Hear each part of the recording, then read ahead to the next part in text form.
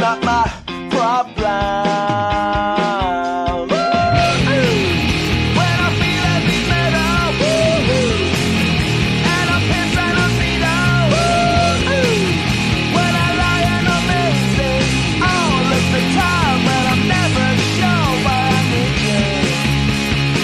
Please let me shout. All right, welcome to the night edition of the Prospect Podcast.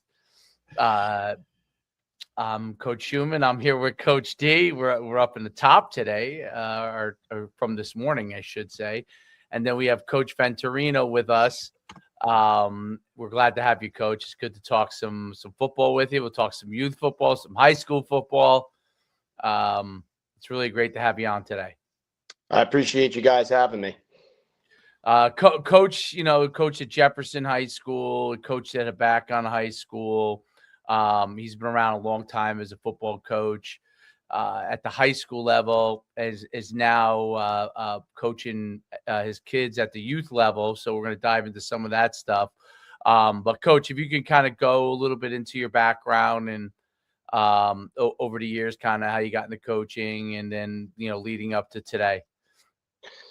Yeah, I think like most kids growing up, you love the game so much that all you want to do is play, right? And there's a difference between backyard football and actual 11-on-11 tackle football. But I tell you, the minute I gripped the ball, I just became a student of the game, I guess you could say. Watched a ton of it. Played ever since I was a little kid. Fortunate enough to be around a lot of good players growing up, whether that be youth, high school, or even college. And I got the opportunity to play all the way through, into my college years. I think I knew in like middle school that I wanted to coach. And because of that, you need to teach as well. Right. So for the most part, so I went into college, I went to Moravian College and, played football there and became a teacher and got me the opportunity to, right out of school, get into coaching. So, I played at Abacon High School, and that was my first teaching and coaching gig. That was back in 2006, the fall of 2006. So it's about 20 years ago. All right. So this marks 20 years of coaching and being around it from a coaching perspective. Something like 35 years in overall, from playing since 5 years old and up. But, I got the chance to coach at Abacon High School, my alma mater. Coached under Paul Raduzzi, who was my head coach. Got the opportunity to win a state championship with him when I was a senior in high school. And I got the chance my first year as his freshman coach to see Joe Martinick, if you guys know him. We were just talking about him. Dude, He's like still having the record for most rushing yards in history. No doubt. And I was fortunate enough to be on the sideline when they played Kittatinny, just watching the game as a freshman coach when he broke that record. So that was a special moment in Abacon history as well. Yeah. Now, when he was a junior, they won the second state championship for Abacon. I just missed that. I was a senior in college, but I did go to that game at Rutgers. But he had a heck of a team around him too. The likes of like a Zach Ray, right? National state championship wrestler, national wrestler at at Lehigh University, absolute stud. So, stud. For a small town in Abacon, we've produced some big time names, but then Gary Andolina came on in to be the head coach, and he coached under the great Drew Gibbs over at Ramapo. He was his O-line, D-line coach. They won a few state championships there. And he just wanted to get closer to home. He was a Byram guy, and he had just had a daughter, and he just wanted to be closer to home. So he got the head coaching job at Abacon. My second year on, I worked under Gary, and I learned so much from him, right? He's been a mentor to me, and I still talk to him, 20 years later. But him and I coached together for 10 years. The 9 years at Abacon, and towards the end, I got the opportunity to be the offensive coordinator early. I was like 23, 24 years old. Oh, God bless you.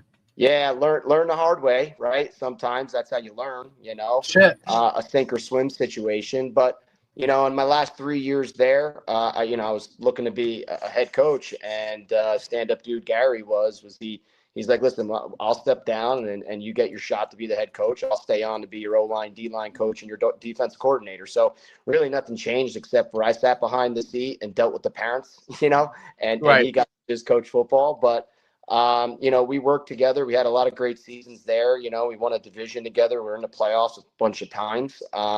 Did some good things there at a Pac-On. And then I had an opportunity to be the head coach over at Jefferson. So I jumped ship to the other side of the Lake Apacon. And Gary came along with me my first year to help me get the base and the foundation. He came over to be my O-line, D-line coach. And, 6 years later, we won a state championship in 2021. That was an awesome, experience. And 2022 coach was my last year coaching high school. We made it back to the sectional semifinals, lost to a real good Westwood team. And then, Always so good. Always so good. They're always at the top. In the last 3 seasons, I've been in the youth world. So I live in Green Township, and my kids play for Newton Youth Football. And I was just, my youngest was in tackle, and I was trying to do both as a head coach at Jefferson, driving late at night to Newton. It was just hard. I caught myself staying at Jefferson late nights and just missing out on his stuff. And then my youngest, he got into tackle football in 3rd grade or 2nd grade, and then they were both in. And I'm like, man, my whole life I've been coaching everyone else's kid. I think I want to coach mine. So I stepped down and became a full-time youth coach, Coach Schumann, like, we were talking about before. And, Coach, I'll say this, being on one end of the spectrum, won a lot of big games, won a state championship. I lost a lot of big games too, right? I mean, I once lost 62-0 as a head coach at Jefferson. So I've been on all ends of the spectrum. And you see how it all works at the high school level. Then you go down to youth and like really started down at pre-clinic of tackle football, right? And I've been with my oldest son, Zach. He's the 7th grader now. So that's 5 years with that group. Next year, their varsity year in 8th grade will be 6 years. And I look at these guys and I'm like, listen, I've never been with a group this long, right? High school's 4 years. Most of the time, freshmen, you don't even coach them. So you get them for like 3. I'm looking at these guys. I'm like, man, some of you guys are starting to grow mustaches now, armpit hair and all that stuff. And it's like, it is super cool to see. You see all the good, but you also see all the bad and how it starts getting rooted in at such a young age, whether it's parents, whether it's, just running an organization. And the tough thing is you're doing it all voluntarily, fellas, right? Right. And it's just, it's a lot of time. It's a lot of work, and a lot of what people don't see that you put into it is really the struggle, right? And it's like the monthly meetings you have and like dealing with the equipment and nothing really, I laugh at it with the other guys that are on our like Newton youth board is just like, you went from being a head high school football coach to a youth coach on that board, helping with everything. It's like nothing's changed except for expectation, and you don't get paid, Yeah. As far as time is concerned, you're putting in just as much time because that's how you're wired, right? You want to compete, you want to do right by the kids and develop them and make sure they're having fun and juggle playing time. And when is it the age in which it's, winning is more important. It's a lot to juggle, and it's a vision that you have to have with your staff, and not everyone's going to agree with it. But, at the end of the day, you hope you're doing right by the kids. Absolutely. I think that it's, I felt very similar. When I stepped down, I think a big part of it was, COVID, and the guy that was our AD was no longer there. And then it was a different group, and COVID made it tougher, that process tougher. And I just, it was kind of like we really weren't aligned anymore. And but one of the things that like made it clear for me where I wasn't going to get into like what I used to get when I was younger, get into like, the whys of like, how can I help push this through so we could figure it all out and keep working together type of thing. Reason why I didn't even kind of get into that, where I probably would have 10 years earlier, was because I went to like, I showed up. I told Derek's heard the story a million times, so I feel bad because he's probably bored of the story by now. But I showed up at like my kids. He might have been 5, maybe. He was playing soccer, and I came out of like a Saturday workout or whatever we had with football. I don't remember, but whatever we did on Saturday. That's what happens when you get out of it for a few years. You forgot like exactly your whole entire schedule because your schedule's a different schedule in youth. But whatever our workout was in the morning, and I came there to his like soccer, and he was like crying and on the side, and I didn't even understand what was going on. You know what I mean? And I was like, wow, I'm like, I really don't even know what's going on. And then to boot, I really didn't even want to deal with it. You know what I'm saying? Like, cause I was like, I saw it. I like tried to help through it. I really didn't understand what was going on. He didn't even really want to listen to me, trying to help him to get back in there or whatever. And my wife was kind of like, when I came up there, she's like, oh, he's crying. He won't go in, or I don't, I didn't even know. But I also didn't have the patience either at that point either. Right. And when I walked away from there, I was just like, I've been coaching for at that point, it was like 20 years. And a lot of it as a head coach, much like and I was like, what, like, I don't even know what's going on with my kid. Like, I'm like, and now he was when he was 1 to 4, or 5, the early part, like, obviously I saw him a lot because as a high school coach, you still get to see your kid a lot, but it wasn't like I was like that worried about anything, go play with him, throw the ball to him, whatever. When he was little, it wasn't a big deal. But now that he was starting to play sports, and I was just like, I don't even know what's going on. I have no idea. And I'm like, I just kind of saw this vision of like, if I kept coaching like I was, even though I love coaching, because I'm like you are, and I'm like there, like I'll be all caught up in it. You know what I mean? 10 more years will go by, we're like this, and my kid will be 15, and I really, other than like sending the people to work out and talking to them, I won't know all the ins and outs of what's going on because I just won't have the ability to do it as a head coach in high school. And I interviewed for a few jobs after, but I have to say, like I was very straightforward in my interviews. Like, I'm like, if I come in, this is what I want. Like, I was no more. It was no longer me trying to kind of get the job. It was more like, if they fit into my world, they would take me. And if not, like, I wasn't going to, so I kind of knew that I probably, you know how it is. I probably wouldn't get the job anyway, kind of with that approach. But that was kind of my how I kind of was like, you know what, I'll start helping out with some sports.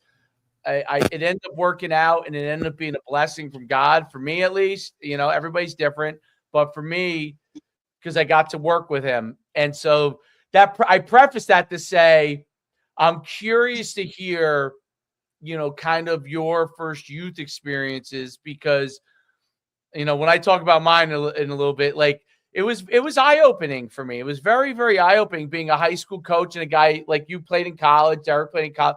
I played in college, and I kind of had a certain mindset, and I had that mindset at high school level.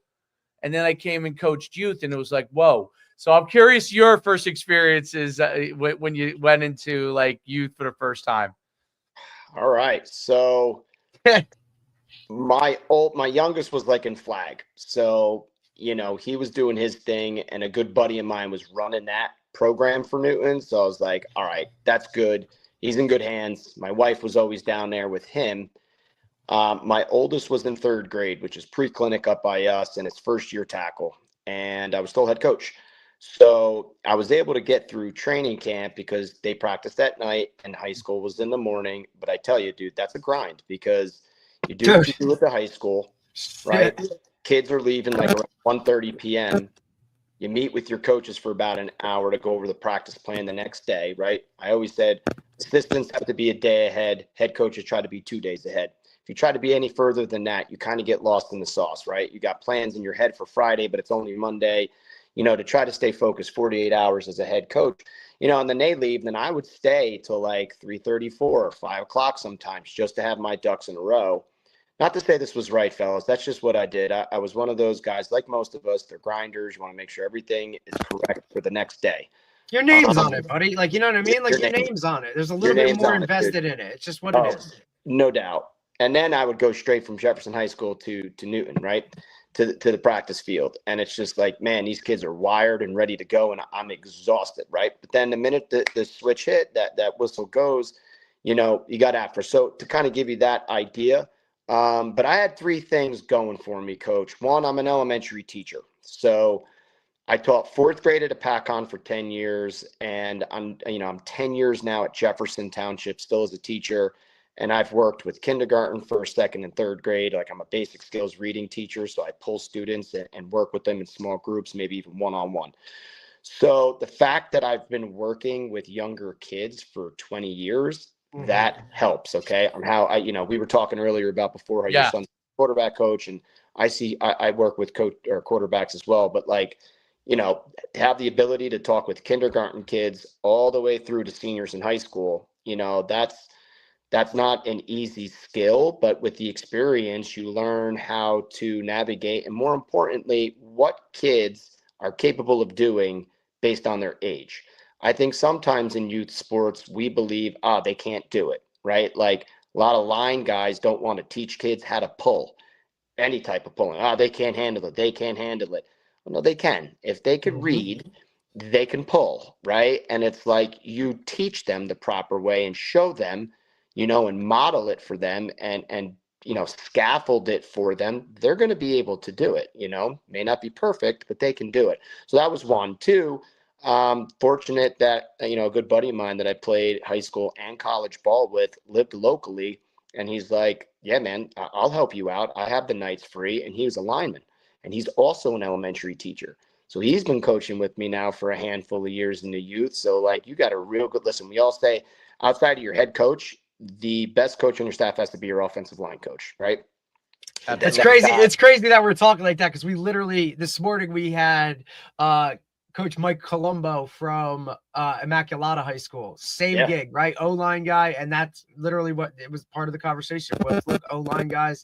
I've always felt that way about your O-line guys should be one of your top hires when it comes to it. Like that guy's the most important, but it's funny how it all links up. Listen, that guy has to be his own head coach. He's like his own coordinator in a way, because it's like, man, I was lucky enough towards the end of my coaching career, hence why we were good and we won state championships and we went deep into playoffs, is because we were too platooned as a staff, right? So over time, you build a good group. I had 13 guys. I was one of them. So I had 6 on offense, 6 on defense, O coordinator, D coordinator. I was neither.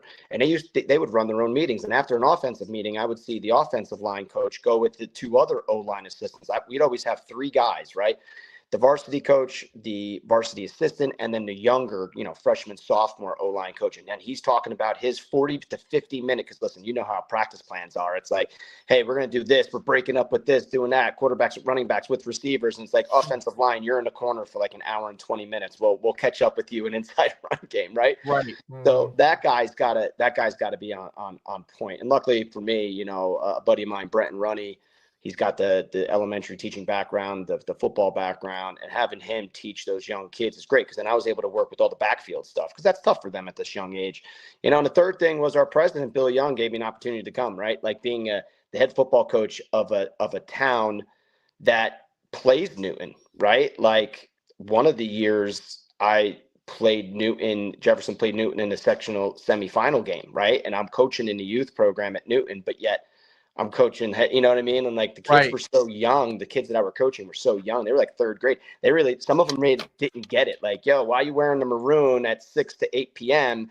Right. And then you go wear green. Yeah. Dude, it's a Friday night in Newton and you're wearing the blue and gold for Jefferson. Like, that was a little strange, but those were the 3 things, Coach, that helped. But the toughest thing for me was how intense could I be?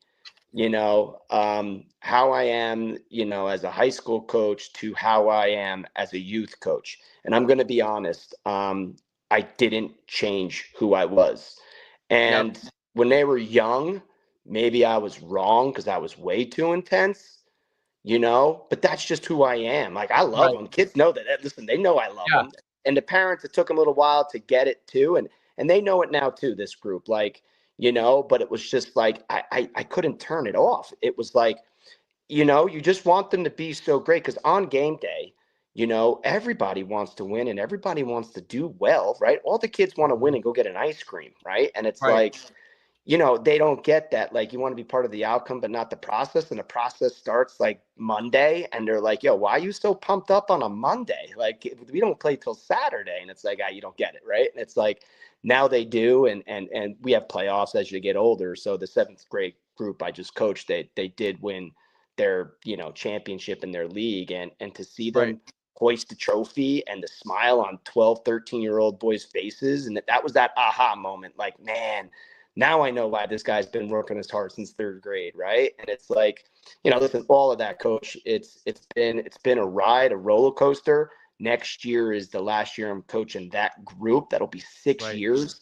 And, a lot of tears is going to be like every day. It's like, man, this is the last first day of camp. This is the last week one. It's your last hoorah with them before you send them up. I mean, but the main goal is your feeder program, right? You got to get them prepared so that when they go to high school, that high school program is like, wow, they're ready to take the ground running. Dave, we were talking about same offense, right? Same everything, verbiage, lingo. Like the freshman coaches should grab these kids and bam. All right, let's go. Buck sweep, day one install. And they should be able to run the drill themselves. There's no doubt about it. It's interesting because we're in like in the town that I live in, there's 2 youth programs and they're both youth. So you have mid-north, you have mid-south. I actually live on the mid-south side, but we play over on what would technically be on the mid-north side. And that's a whole story in itself, but that would take another podcast how I ended up over there. But the long and the short of it is I wasn't sure when it's actually nobody's fault, but because they really didn't know me that well at all yet in the town, because I'm not from here, I'm from North Jersey. So but I called up and was like, I wasn't sure if I was going to put my kid in tackle football. He was 8, and I guess that was third grade, right? So because now he's 10, 5th grade. Yeah. So I wasn't sure. And my wife wasn't 100% on board with it at the time. So I think she really, obviously because I was a high school coach, she really wanted me to coach. And I called up, they weren't like way it is down here with AYF is everybody's in their own age group. So there's not 2 age groups. So everybody's in their own age group. But I guess at the time, the one that was closest to me, they weren't sure if they were going to have to play up. And I was very nervous about that. So I didn't want to throw him in there, have to play up, and then him come out, let's say he really wasn't ready for all that, come out discouraged. And basically, I didn't get a lot of great answers. So they were kind of more like, just sign up. You know what I mean? I was like, I'm not just signing up, So the other side of town where we happened to be playing, we play flag. We were already playing flag over here. We were playing in the spring over there. And one of the guys was just like, was just asking me, oh, you're going to play from the other side. And I said, well, I wasn't sure. Like, I'm not sure. I talked to some of those guys and over at the time, Mattawan used to have that all-star team, Derek, right? Remember that they had that over there, and so those guys were actually all starting 11 of the oldest group leave and all go to Bergen. Like that's what we're dealing with. But they were like, oh, they knew me from the camps and from 7-on-7 and stuff, and they're like, hey, why don't you bring your kid over here? Blah blah blah. So I just have to mention it to, I didn't know what I was going to do, and they're like, well, hold on, don't you know our director? And I'm like, the name, who is it? And they said, oh, I know. He was a coach at high school coach at the time. I can't remember where he teaches now. I think he teaches at Colonia, but I can't remember where he was a high school coach at the time. But he was like, yeah, I'll have him give you a call. So he gave me a call. He's like, dude, we'd love to have you coach and bring your kid over here. And we could use somebody at that level to really kind of take over the program. They had someone that wasn't as inexperienced that did it last year, So I was like, all right. So that was basically how I went over there, right? But I didn't realize there would be backlash because I live on this side of town. But once he got over there, it actually worked out great because he has a ton of friends over here. He has a ton of friends over there. And he goes to Catholic school, so he has a lot of friends from his Catholic school. So he's got a lot of kids that he ends up, being friends with. But it's such a huge town that, believe it or not, there's plenty of talent. So we lost to them in the state championship, the semifinals. They actually won the nationals, so the national championship. So there's a lot of talent, but it ended up being a great. But I had no idea. I literally had no idea what I was getting into. It was the 8 and 9 was like development, like kind of how yours is. It's development. You're on the field with them, and you know the But then this year was our actually no 9. Actually 9 was competitive for us. 8 was development. 9 was competitive, and 10 was competitive. So, but the first year was development, which was great because it gave me an opportunity to figure it out myself, like how I wanted to work it. But much like you, I was as calm as I was able to be, but I was still intense. Like and I kind of look at it like every year. I tell the parents this every year we're up in the ante a little bit more. So like our expectations of what you guys can, what you can do, like what I'll deal with at 8 is not what I'm going to deal with at 11. Right. So, if an 8-year-old, sometimes I had a kid that when they were 8 say he was scared of the dark. So every time it was dark, he would just sit next to me the rest of the practice. These days, so the rest of the practice, he sat next to me as soon as it turned dark, he sat next to me the whole practice. So I'd be calling plays and setting things up, and he would be plopped down, sitting right next to me. And every time after I call the play, I would talk to him for a couple seconds. He would get into games, but he wanted to be on the team, but he was still a little kid. Obviously now as it got to be 10, they're much more intense. I mean, this year they were very, very intense, very, very, very focused. And this year they all wanted to work out. Like, they're like, what are we going to do in the off season? I'm like, well, I can put something together for you guys and we could do it. I mean, nowadays there are plenty of trainers you can go to, but if you want us to all work together, I'll put something together on a Sunday. We'll get together once a week. We'll work on skills and some speed stuff and some strength stuff, and get them better over the course of the off season too. But like that's my thing, is like keep it. But I think it's really interesting. I'm curious if you thought like how you were able to deal with the parents in the beginning. Was that a harder part for you coming from high school where you have more of a separation? They're also your peers, right? Because they're a lot of times people you're friends with. So I'm curious how you dealt with that when you first got into it. I'll say this: when you're in high school, it's your job. So you're going to be professional, and you're going to go about handling it as professional as you can. Not to say you shouldn't do that in youth, but when you're volunteering, it's different. You're right. It's like, hey, I don't see you putting in not only the time on the field, right? Like, if you're going to be successful and win games, you're putting in more time off the field in your preparation than your time on the field. So that's the time that then the parents don't see either. I mean, my wife sees it. my kids seen it, but they probably think that that's how it is with everyone because they've been seeing that's all they know forever, right? And it's like, I find it that I spent more time. The two things that I spend the most time with is watching film and developing a practice plan. It takes me hours to develop one practice plan because, it needs to be so spot on so that you can be as efficient and effective as you possibly can. And the elementary teacher in me makes sure you get all the 3 ways a kid can learn. Yep. So like the kinesthetic is obviously you're moving out there. The auditory, everyone's also speaking, but the visual learning is important too. We are lucky that our practice field is next to our shed. And I told the guys that I'm close with on my staff that it's like a big bay. The town gives us like a big bay, the DPW. And we have all of our shelves for all of our equipment. It's a big cement rectangular prism. And I'm like, man, we got to do something with this. This became like the coaching office. For me, at least, I needed that for my own sanity of leaving high school, and that's all I knew. And I just needed something to have some camaraderie with the fellas. and a place to chat and talk some X's and O's. I mean, look, it's third, fourth, fifth, sixth, seventh, and eighth. So it's like we're all running the same system. Let's get some whiteboards up here. Like if the fourth grade coach wants to ask the seventh grade coach a question, we should be able to get on a board real quick and do that.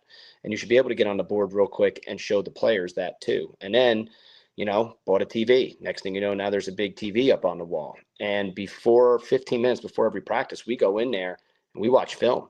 So if it's training camp, it's, hey, we're watching film. Today's going to be buck sweep install. We're going to watch a couple clips from huddle from our, buck sweep from last year. Get the visual, draw it up on the board. Let's go out there and go. Point is, guys, it's just a lot of preparation, right? And parents don't see that. Now, it's not your job. You're not getting paid for it. So I don't hold much value in what the parents are saying in youth, as I did say so much in high school. And that's not to be disrespectful to those parents. It's just like, hey, look, we're doing this because we want the kids to have a great experience on the field. So just let us do our thing. If you feel like your kid is being treated unfairly and it's an unsafe environment, that's a different story. Correct. But there really isn't any room for opinions on how we should do it, the X's and O's, and listen, guys, what's the main thing? It's the playing time, right? It's playing time at high school, it's playing time at Always. youth. Guys, no one has the right answer to, when the kids stop getting equal playing time, what age is that? And listen, a lot of things, it becomes a safety issue out there on the field for some kids. Football it is a big safety issue. It's a physical, violent collision type sport. And it's usually, coach, not the kid who might, physically not be able to handle it. It's going to be someone else who gets hurt because now they're getting 2 to 3 guys on them. Listen, and our goal is to culture trumps everything. And that's we actually got a big poster sign made up that says culture trumps everything with the Newton Brave head on it and everything in there. And, it's just because it's the truth. It's the culture you set with your team. And I say this all the time to players, and when you get a chance to the parents too, is football in all sports, 95% of it, you're gaining so much. The dedication, the commitment, the camaraderie, the setting a goal, are you achieving it, being a part of something, and that carries with you in life. No one remembers what your 7th grade record was, right? It's still the thing that carry that you can apply in real life. That 5% might be your playing time. And then parents take that 5% and make it their everything.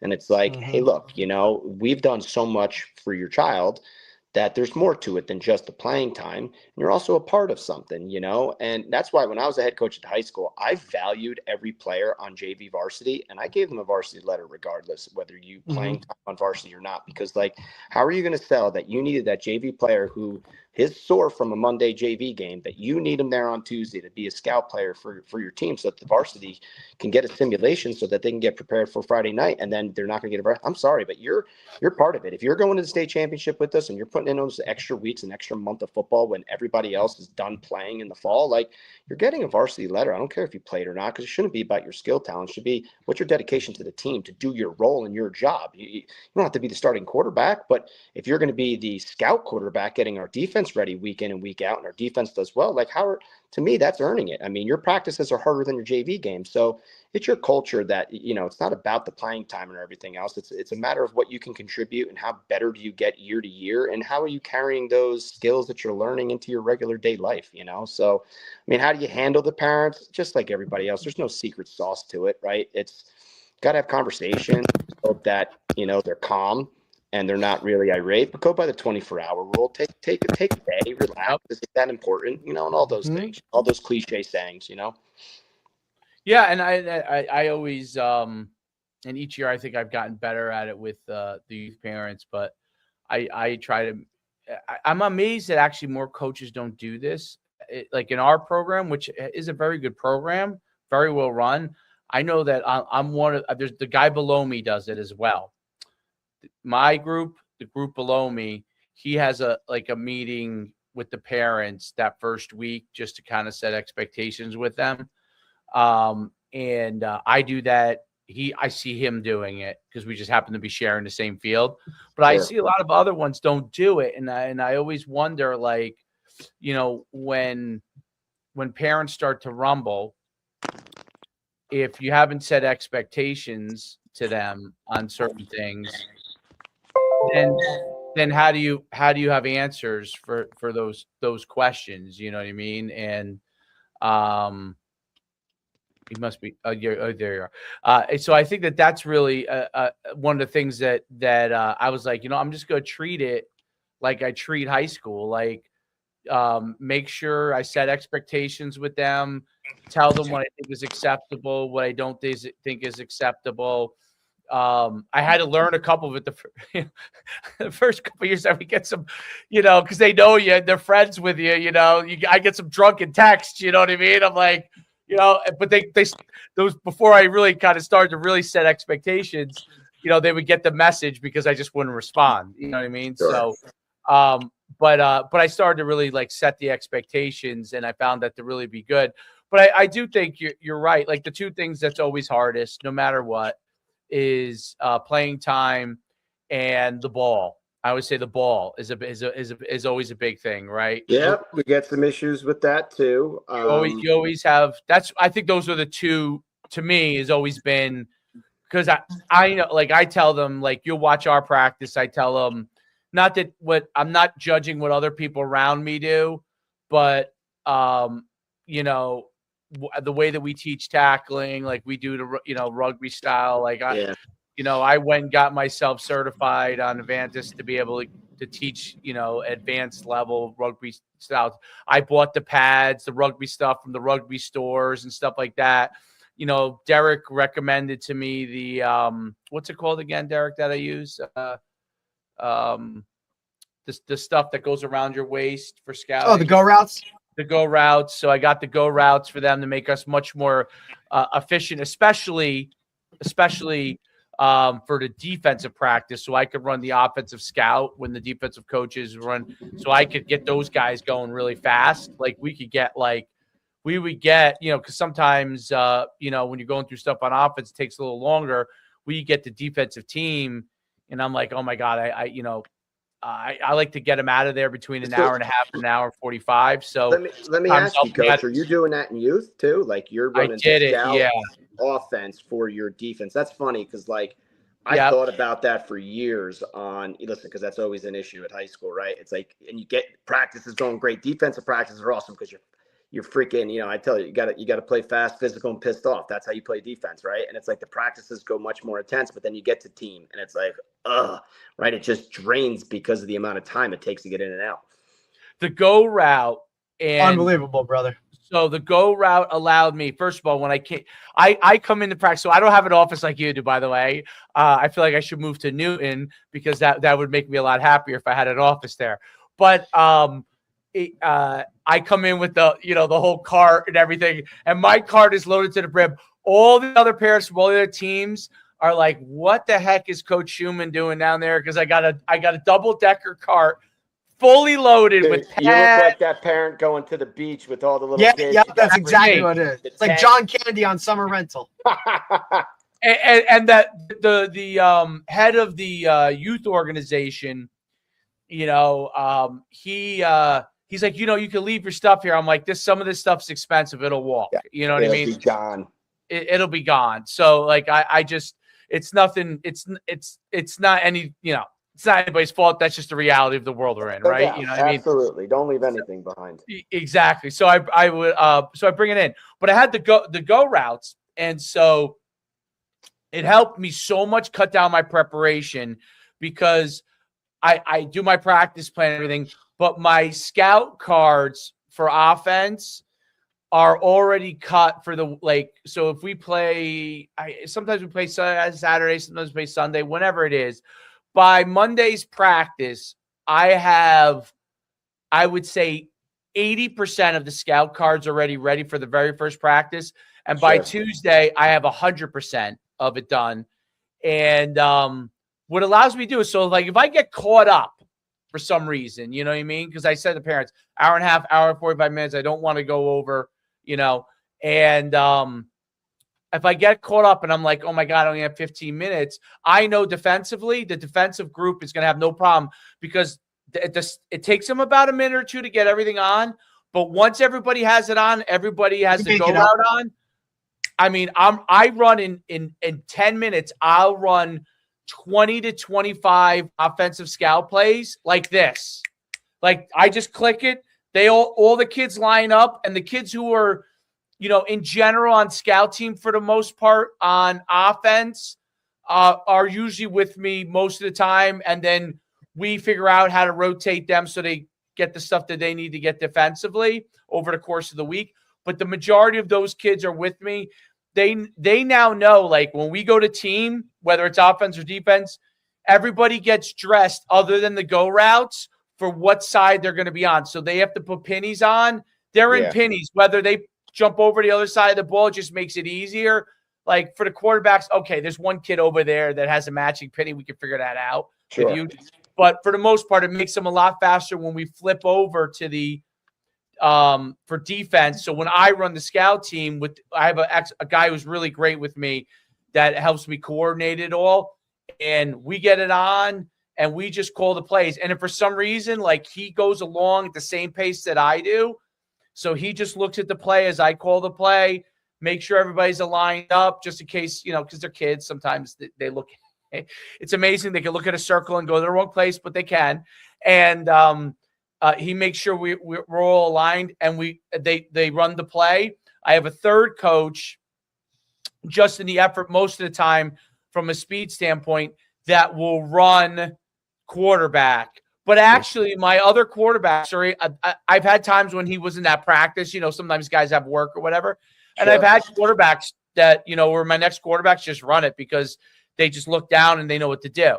So it goes so fast. It helped me efficiency-wise tremendously. I thought it made a huge difference for us defensively, where I thought we were good last year. This year, I think only 2 teams actually scored on us the whole year. So it made them better, and it made my defensive coach, allowed him to focus on coaching them. He didn't have to go and say, hey, this kid's should be blocking this guy. We have it all. Like, it's, and nobody's fumbling with papers or anything. Nobody's guessing.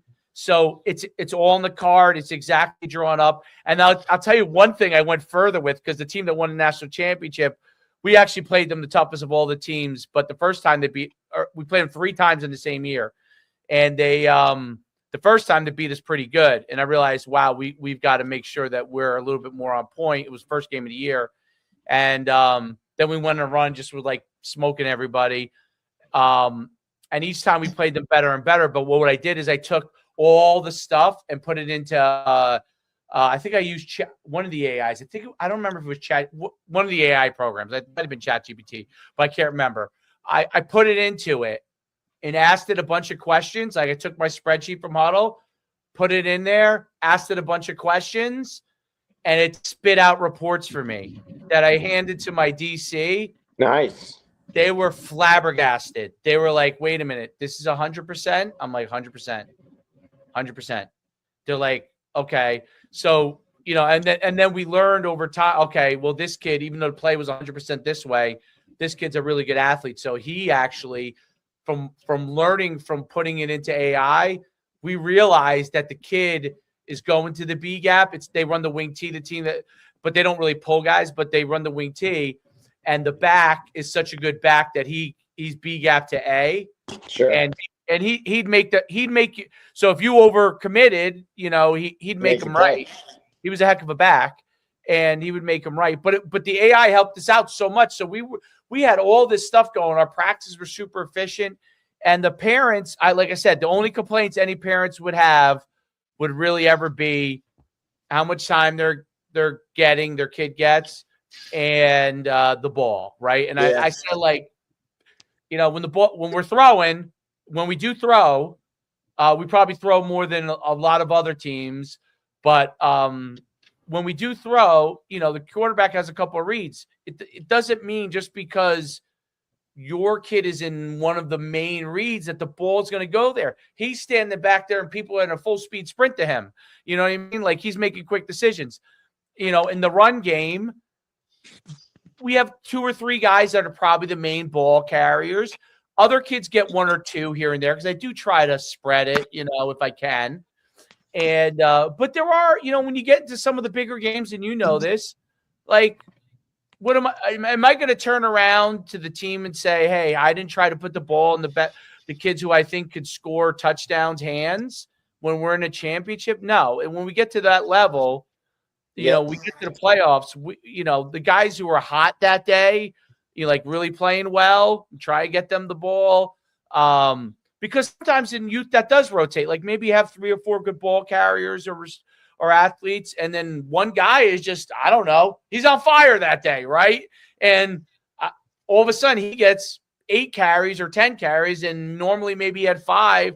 I tell parents, that's how it's going to roll. When we get to playoff time, I'm going to see who's hot. Like, and I mean, in the first round of playoffs, my son had a foot injury most of the year because he was growing, and he's got this like Severs, which has gone away, thank goodness. But so we didn't run him very much. We really just had him throw, and he can run, but we just didn't have him run that much because I just didn't want to put him in that much pain.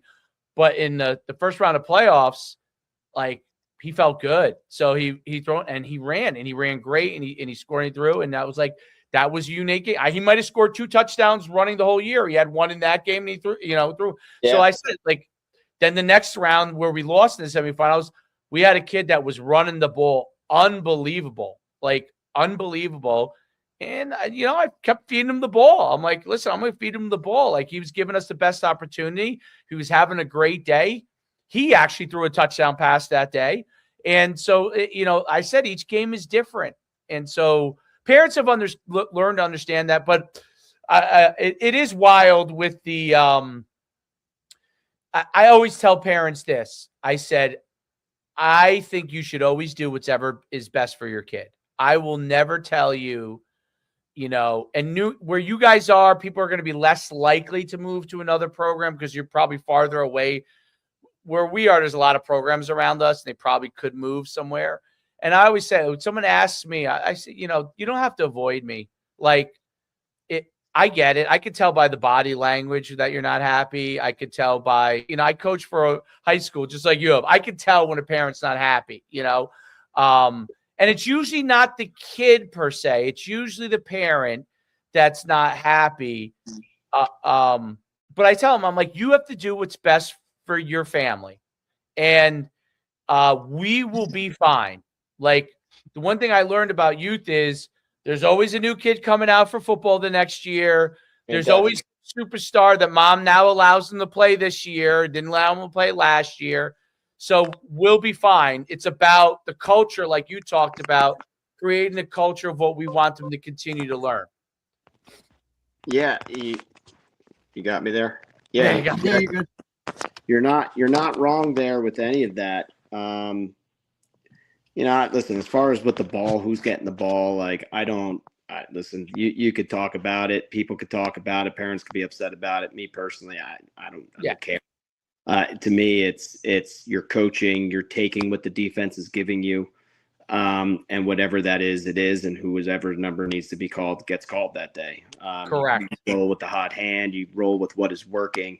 And a simple answer is, who doesn't touch the ball ever? Linemen. And those parents can say whatever they want out of that alone. So I don't really put any stock into who's touching the ball. Although others will, right? Parents will. Yeah, of course, sure. Damn right. That's not something, like, most of the time I just try to mute that the best you can. I don't want to be like a jerk about it, but I don't care about. That's not a focus. I'm not thinking about that. Now, what I do like to do, and I've learned through the high school days, and we learned on the sideline. I have a coach. I did it in high school. I do it in youth too, where a coach, I got 2 responsibilities on the sideline. One of them has all the players' names, and it's tally marks, like how many times they touch the ball. Right. I like to look at that at halftime. It's good information, not for mommy or daddy to be happy with you. It's, okay, oh man, Johnny's a good player and he's only touched the ball twice. Okay, I got lost in the flow of the game, and let's look to work him and get him going a little bit more in the second half to help the team win, not to satisfy mom or dad or even the player, right? the culture, going back to that, is like you got to do what is best for the team. And as you get older, the most difficult team you'll ever be on is your family, right? Being a husband, being the father of your house. You raise kids, you pay bills, you go to work, you coach, you do all these things, and I tell my oldest, I'm like, every day you're a day older, it's a new day for me to parent. I have never parented a kid who's 12 years old and 42 days old, right? And then the next day it's 12 years and 43 days old. Like every day is a new day for us as parents. With your older one, your younger one, you have experience through the older one, right? But your kids are different.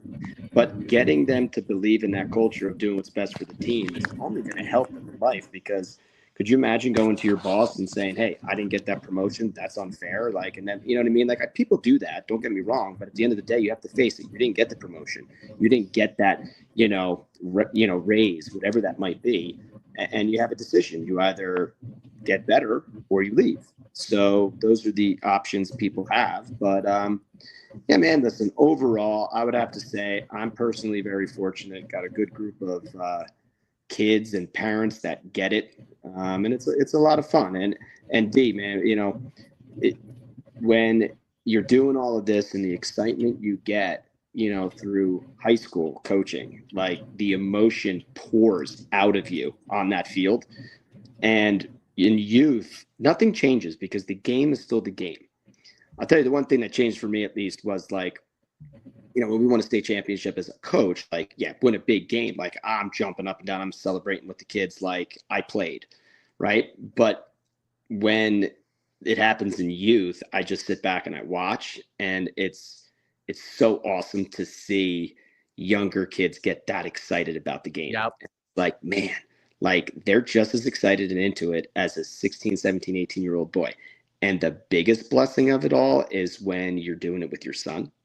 And, if you're fortunate enough that your son is one of the guys, like that you could lean on and heavy in it.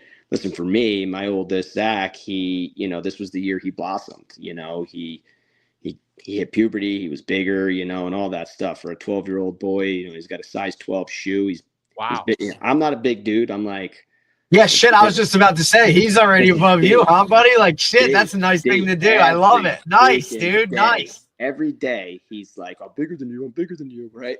He ain't wrong, I guess. He's not. Listen, he's like a day away from it. He's 5'7", like 135 with a size 12 shoe. And Coach, going back to what you were saying, like he's growing daily, so he's always in pain, right? But it's like in that championship game, there were a lot of plays and a lot of opportunities where, like, I'm like, I got to lean on you, buddy. We got to do this, to win for your team. And I think the best, like being an offensive play caller for all of these years and just learning all sorts of the game, the best setup any coach could have is when your son's the quarterback and you're the play caller or the visionary of the offense, and like you live with that kid. I could only do so much with my high school quarterbacks because listen, I've always said quarterbacks, I played the position my whole life through college. Quarterbacks are the extension of the head coach or the extension of the play caller, right? When they're out on the field, there's got to be like an extension cord that we can't talk to them in headsets in high school or anything like that. So it's like when they're out there, they got to be you. They got to be you. Yeah, not yet. So you could only do so much with them a couple of hours after school, right? Where like I'm saying, I talked to my son about it the other day. I'm like, man, I bumped into you in the hallway and I'm just like, yo, check this video out, like on Instagram, or hey, dude, it's like, let's get on a whiteboard. Like, let's draw mesh, like let's draw a quarterback buck sweep. Like you get any point at any part of the day to be able to talk to him and make adjustments and make tweaks. I know this sounds crazy. People must think, dude, you're nuts. Right. But it's like, I love it so much. And so did he, and he was into it. And that's the thing. So, if he's in it, and this is where, look, like I got a couple years before this all hits for me, but, I've been around it long enough to see it.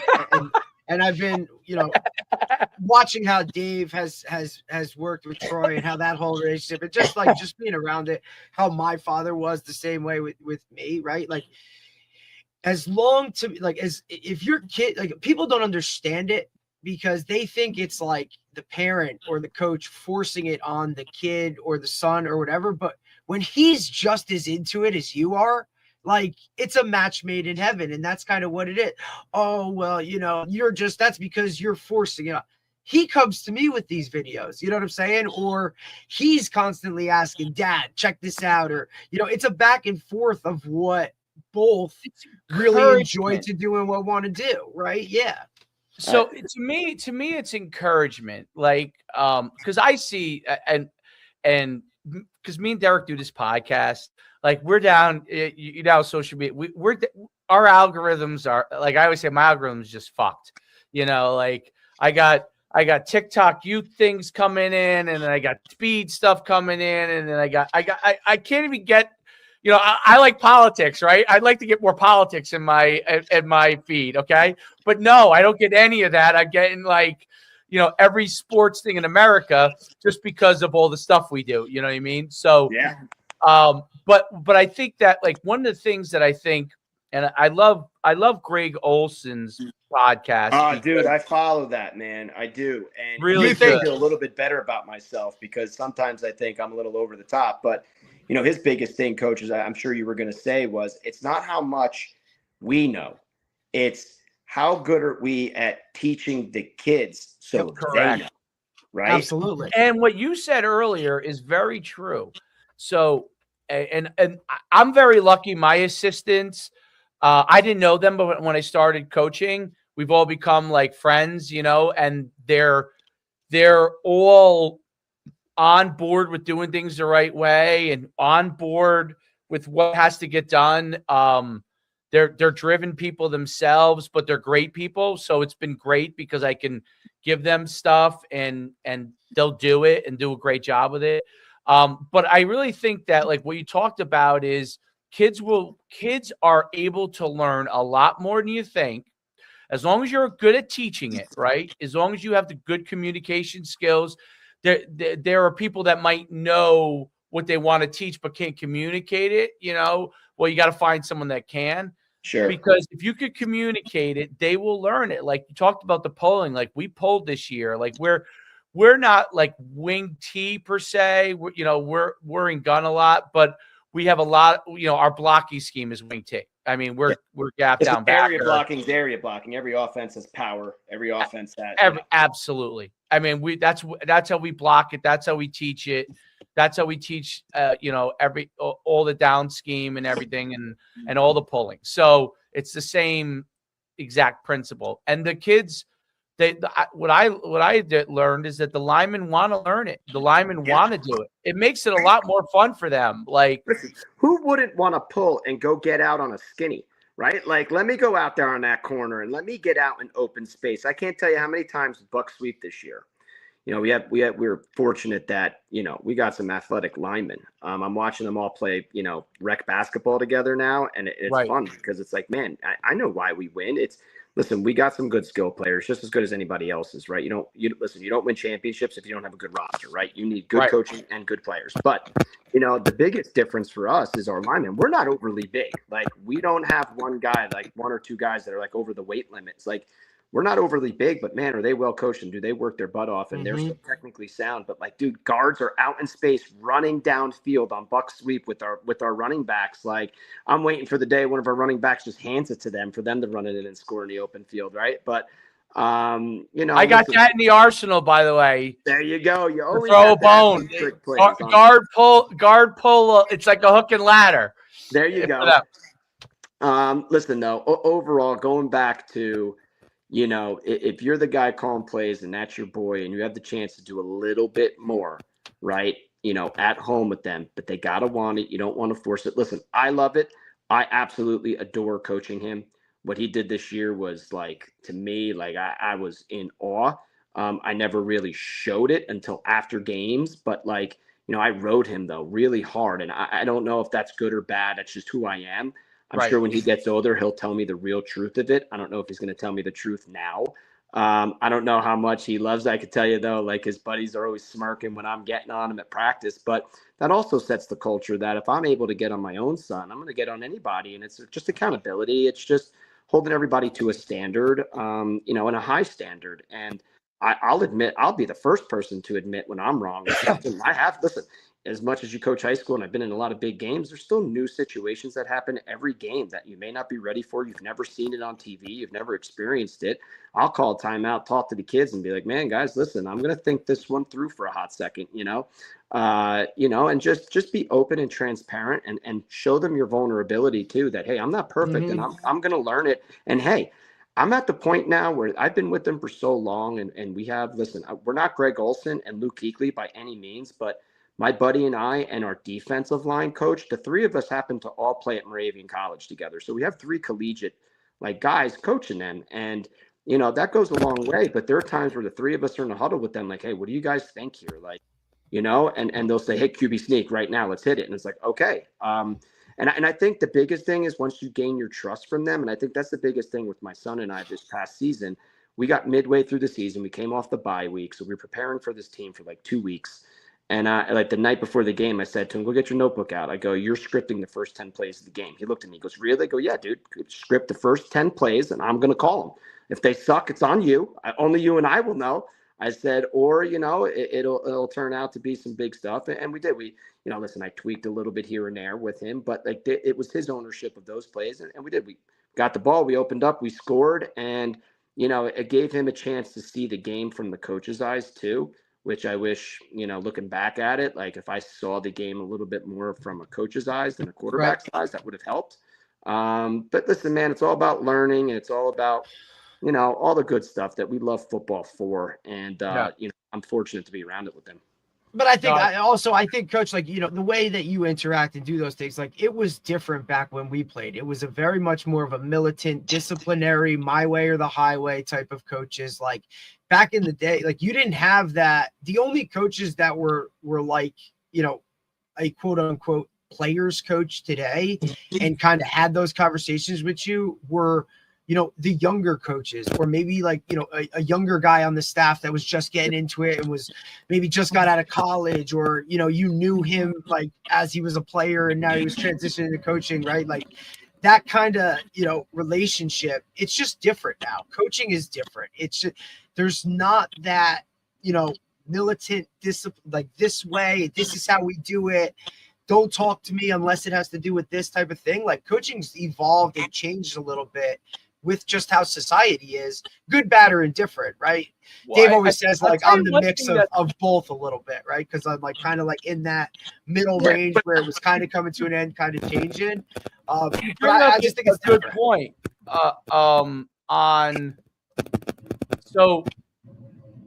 One of the differences with youth is that all the coaches are adults. And in high school, you will have, like you said, you will have a 25-year-old guy in the staff, new, and all the parents that coach me usually are adults.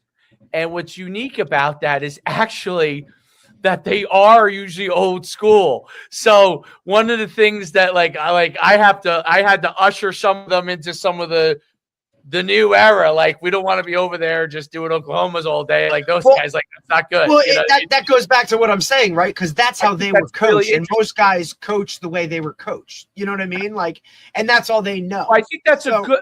That's the good. I think that's the good, unique aspect of it too. Is that, like you said, is that because they are older and they're probably more old school.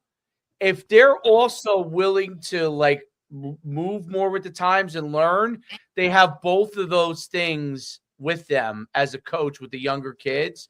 And I think the kids learn really, really well in that environment, with a coach who's who's a high school coach who's come down, knows a lot of the obviously modern things that's happening, but also has experience, coupled with guys that are dads that, maybe some of them haven't played in 15 years. They know how they were coached. And then bringing those guys who have that hard-nosed already approach to it, tougher approach to it, teaching them some of the new stuff. I've watched some of these guys really get some aha things that I would have not thought, they were really, really old school. And I would have not thought that would have been on board with it, but were saw the results, and they start to send you. I wonder if this happens too. We're on our group chat we all are on an Instagram chat too. Like where guys are sending clips of this. What do you think about this? You know, I don't love this. Oh, this is awesome. Like let's use this, you know, and you get all that kind of interaction where what I think is what's become a really cool thing about youth is in the end game, I think for the most part, most of especially the parents you coach with, they want their kids to succeed as much as they possibly can. And you're on the same page with that. So everything becomes of where you can succeed. Whereas in high school, when you get that staff, you're like, okay, this team has a great chance to go the whole way because the whole staff's on board like this. But a lot of times you have staffs that a guy might be interested in going somewhere else one day, or he's young and he's just learning, and like you could only give him so much. And you know, a lot of times you have that. It's you know, when you have that staff, you know, like, hey, wow, this not only do we have good players, but we got the staff that could take us to the level. But with youth, when you get the right group, it's really interesting. It's almost like, you know, like at least for me, it's like I miss when we're not coaching like football season together because we're all for the most part on this, you know, 99% of the time on a similar page. And when I go invested with the time, you're with them all the time, constantly texting them, calling them, sending, like you said, messages, Instagram, this, that, and every other thing. Like, and then in football, it comes to an abrupt stop. And then it's like season's over. That Monday, it's like, wait, no coaches meeting. We're not talking about game plan this week. We're not practicing. Like, what's going on? It immediately comes to an end. You know, that office I talked about at Newton, like we were still showing up on Thursday nights. We would get together like on Thursday nights there after the week of practice. We only practiced Tuesday, Wednesday, Thursday during the season, played Saturday. So Thursdays we'd be done and we would just hang out, you know, watch a little bit of the Thursday night game on the TV and maybe get a pizza and just, you know, build that camaraderie, that culture that we talk about.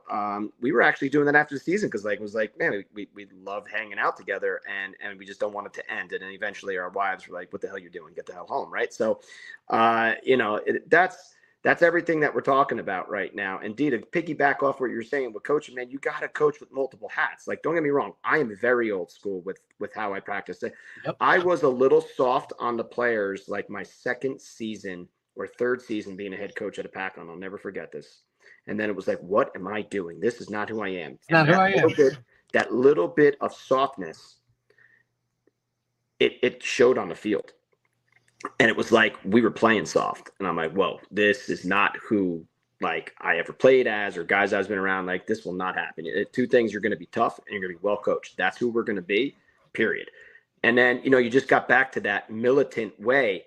But at the same time, you're able to, after you're getting after it, go off on the side and talk to a player and totally be off topic and touch your tone of voice.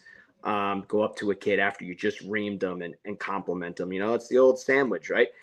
You know, say something nice, get after them, end it with something nice. Put your arm around them at the end of practice. Be like, hey, man, you know, I know I was on you right there, but you responded. You did a real nice job. Like, way to step it up. Or, hey, what'd you learn today? And then, listen, at the end of every practice, kids would take a knee. I would totally take the hat off of being the militant guy and just be like, all right, man, what did we learn today? You know, give me 3 things. What'd you learn? What'd you get better at? Bing, bang, boom, things like that.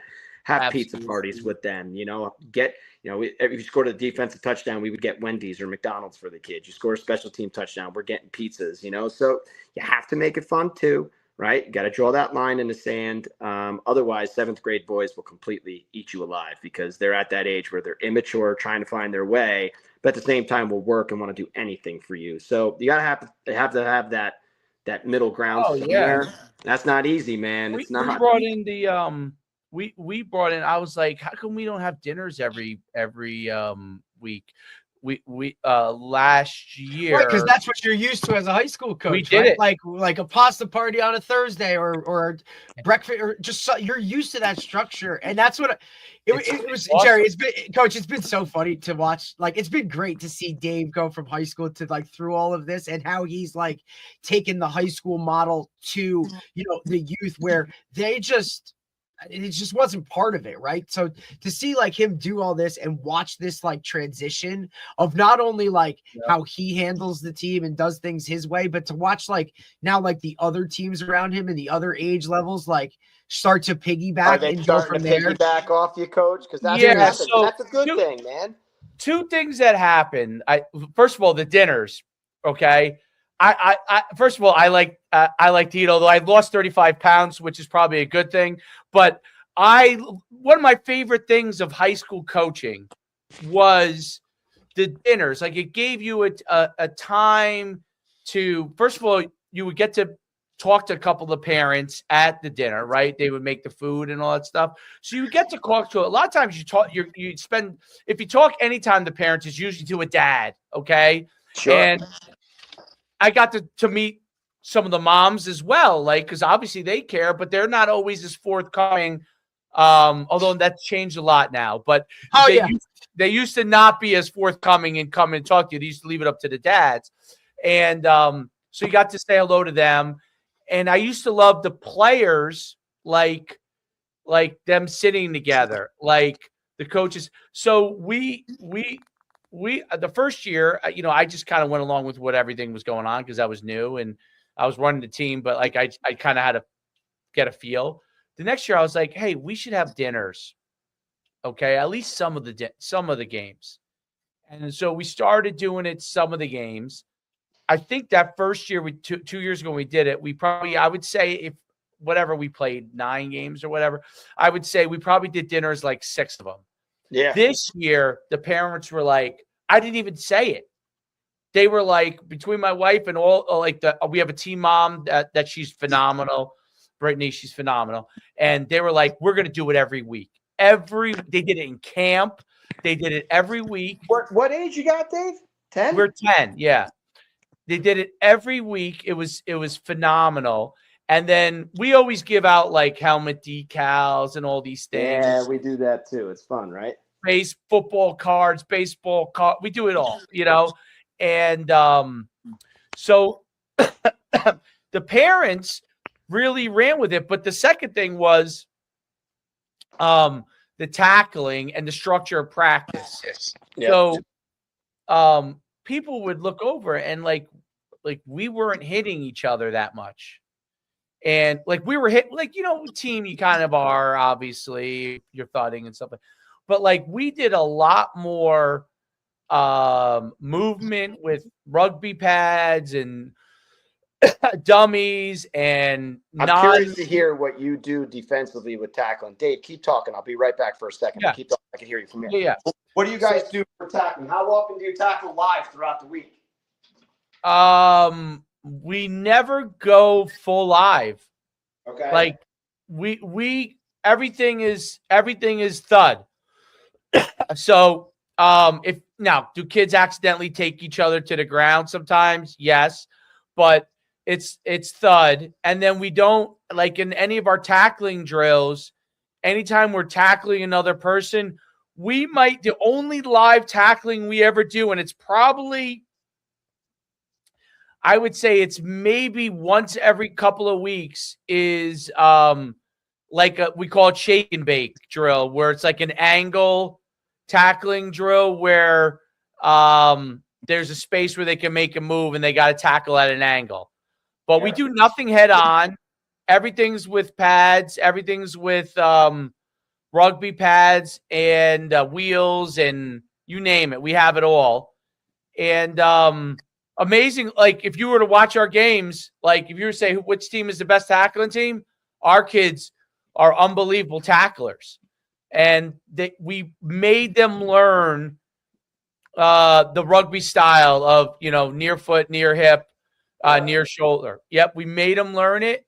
And every time they don't do that style when they're either side, head on, or in front, anytime they don't do that style, we immediately say, is that correct? They say, oh, I went across. Okay. It's near foot, near shoulder, near hip, and they would over and over, and they could recite it. Like if you asked Maybe a couple of the kids that are a little bit out spacey maybe couldn't recite it. But for the most part, I would say like 9 out of 10 of them can recite like what the tackling technique is. And we tell them, listen, in the game, are there times when you're going to be across and, but you're always striving for that, that tackling form. And more often than not, you're going to be in the best position possible to make the tackle if you're striving for that. In the game, you're getting them down however you can, but because you've learned how to do it, and we do it so many different ways of doing it, meaning like we'll drag the bag, we'll have the bag stationary, we'll have a pop-up. We have the rugby bag that super heavy and it has an insert in it where you tackle legs. So we do that where we say go, and I sprint, take it to a spot. They got to adjust their angle, tackle it the right way. Then we do it where it's just stationary. Then we do it where it's to the side. And we do this in a rotate, like we're flying. Like we'll have 4 or 5 state tackling stations. We have the rugby pad where they're tackling at the waist. And we do it. They're getting probably in the, I would say, 10 to 15 minute tackling between all the stations. I would say they're probably getting 25 to 30 tackles in that time period. We could never do that in any other way. I didn't do it that well in high school. I had we had a pretty good tackling circuit in high school, I thought. But like I thought we got a good amount of tackles in.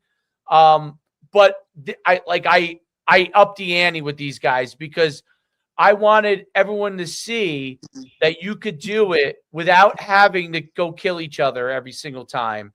Well, because when you went down there, that was all you saw. That's all everybody did. Lining up, smashing each other. That's all they did. In the ring type shit, like craziness. Well, that's what they do. That's what they do. And the one thing I could say is because like my youngest, his name's Lucas, 4th grade, so he's done. I played him up in 2nd grade. He played flag for a while, and he's like, Dad, can I do tackle? I'm like, sure, dude. So he played it in 2nd grade and then 3rd and 4th. But like those guys can hit each other because those kids don't get hurt, right? I mean, if you're getting hurt, it's because you're faking an injury because you just want to get out, right? But they're like Gumby. They don't have like, you know what I mean? Like they get contorted. I'm like, oh my God, he just tore his ACL. It's like, nah, it pops up. He's perfectly fine. I'm like, phew. But as they get older, right, it's like, okay, they're growing, they're hitting puberty, especially like once they're in high school. Like a tackle could potentially lose your best player for the season. So I get in high school that we were doing that, but like Dave, you had said something like you feel like you became more efficient, like in youth, like you learned, like D, like I'm telling you, dude, like when I get my shot and when it's time to get back to the high school sideline on Friday nights, like I have learned more these last few years. Oh, no doubt. That I would never do in high school. But I'm like, I'm going to take the chance because it's youth football, right? And it's like, let me see what, like, it's almost like I've gotten to experiment a little bit. Yeah. On certain things or visions or ways of doing things. And it's like, let me test it out and see how it goes. And it's like, I'll give you an example. We're going for the championship game. We ran a 3-5 all year. And my buddy Dustin, who was like, listen, the D-line guy is like, I think we should go to a 40 front. I'm like, oh man, dude, we haven't ran a 40 all year. Now we're going to run it in the championship game. I would have never done that in high school. I'm not saying I would do, but my point is like, I'm like, you know what? Point. What are your reasons? He gave me his reasons. So I'm like, you know what? We're going to practice it all week. Makes sense. We can always go back to the 3-5. Kids know it. They've done it all year. Dude, we came out in a 40. It completely confused them. I would assume it did because we shut them out and we played great defense that day. And we moved kids in different positions that have never played those positions. And I'm just like, I don't think I would have ever done that in high school, and it's just taking risks and taking chances. Like we, Coach Shu, you talked about like Instagram stuff, right? Like we run counter, but it's like, I want variations of counter. So a buddy of mine sent me a variation of quarterback counter from under center. We're a jet team. We offset the fullback. We'll run jet heavy, get on out there. We got in that formation the first time we played this team. We ran a lot of jet, all that stuff, getting out there. They're overloading to it. Quarterback fakes the jet, turns around, literally turns his back, takes 3 steps, turns around, and we're running counter. we only started practicing it. We never ran it in a game before, and I ran it like to death in that game. I don't know if I would have done that in high school. I would have said like, nah, you got to practice it for like 2 weeks before you call it a game.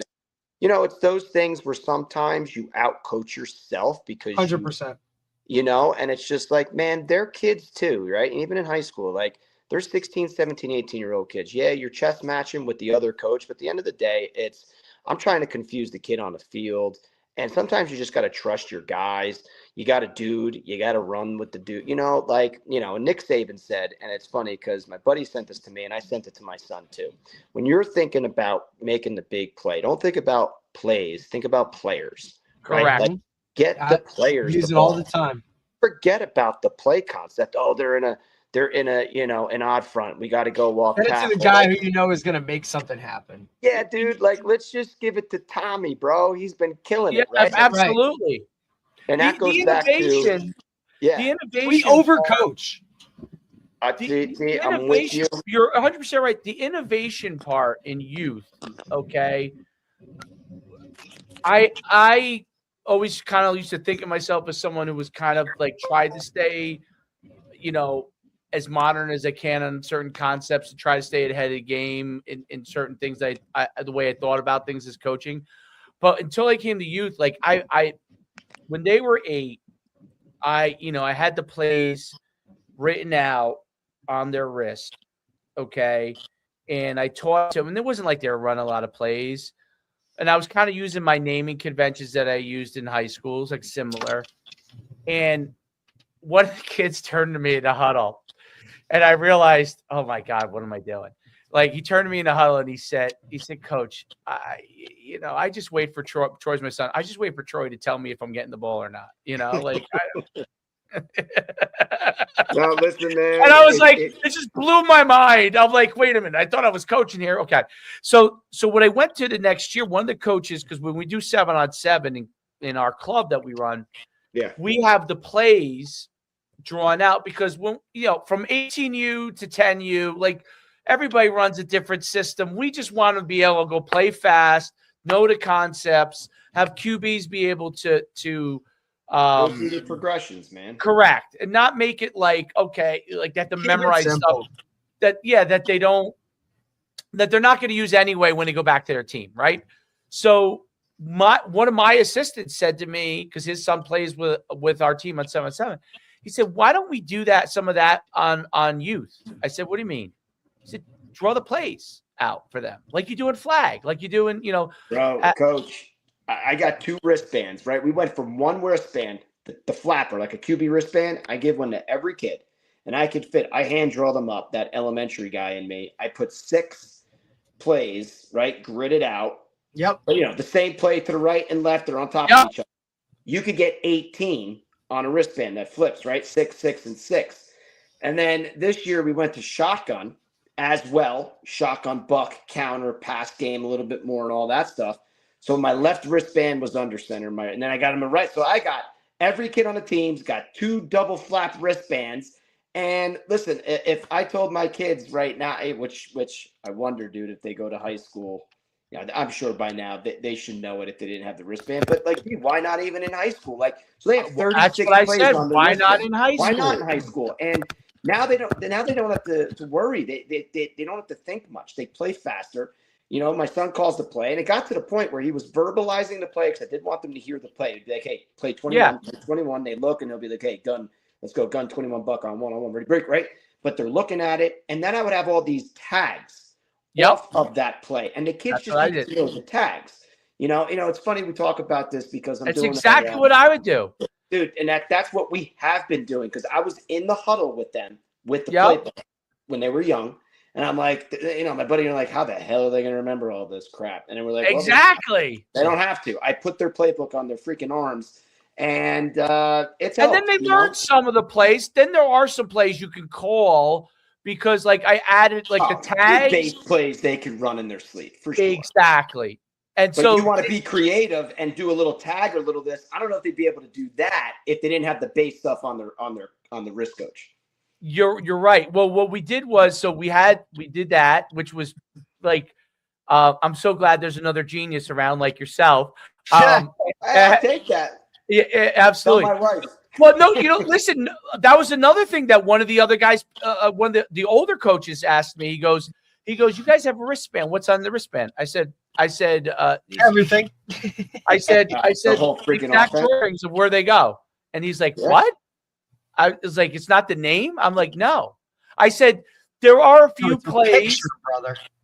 So what I also went to for like some of my not younger, but like my newer kids, I went to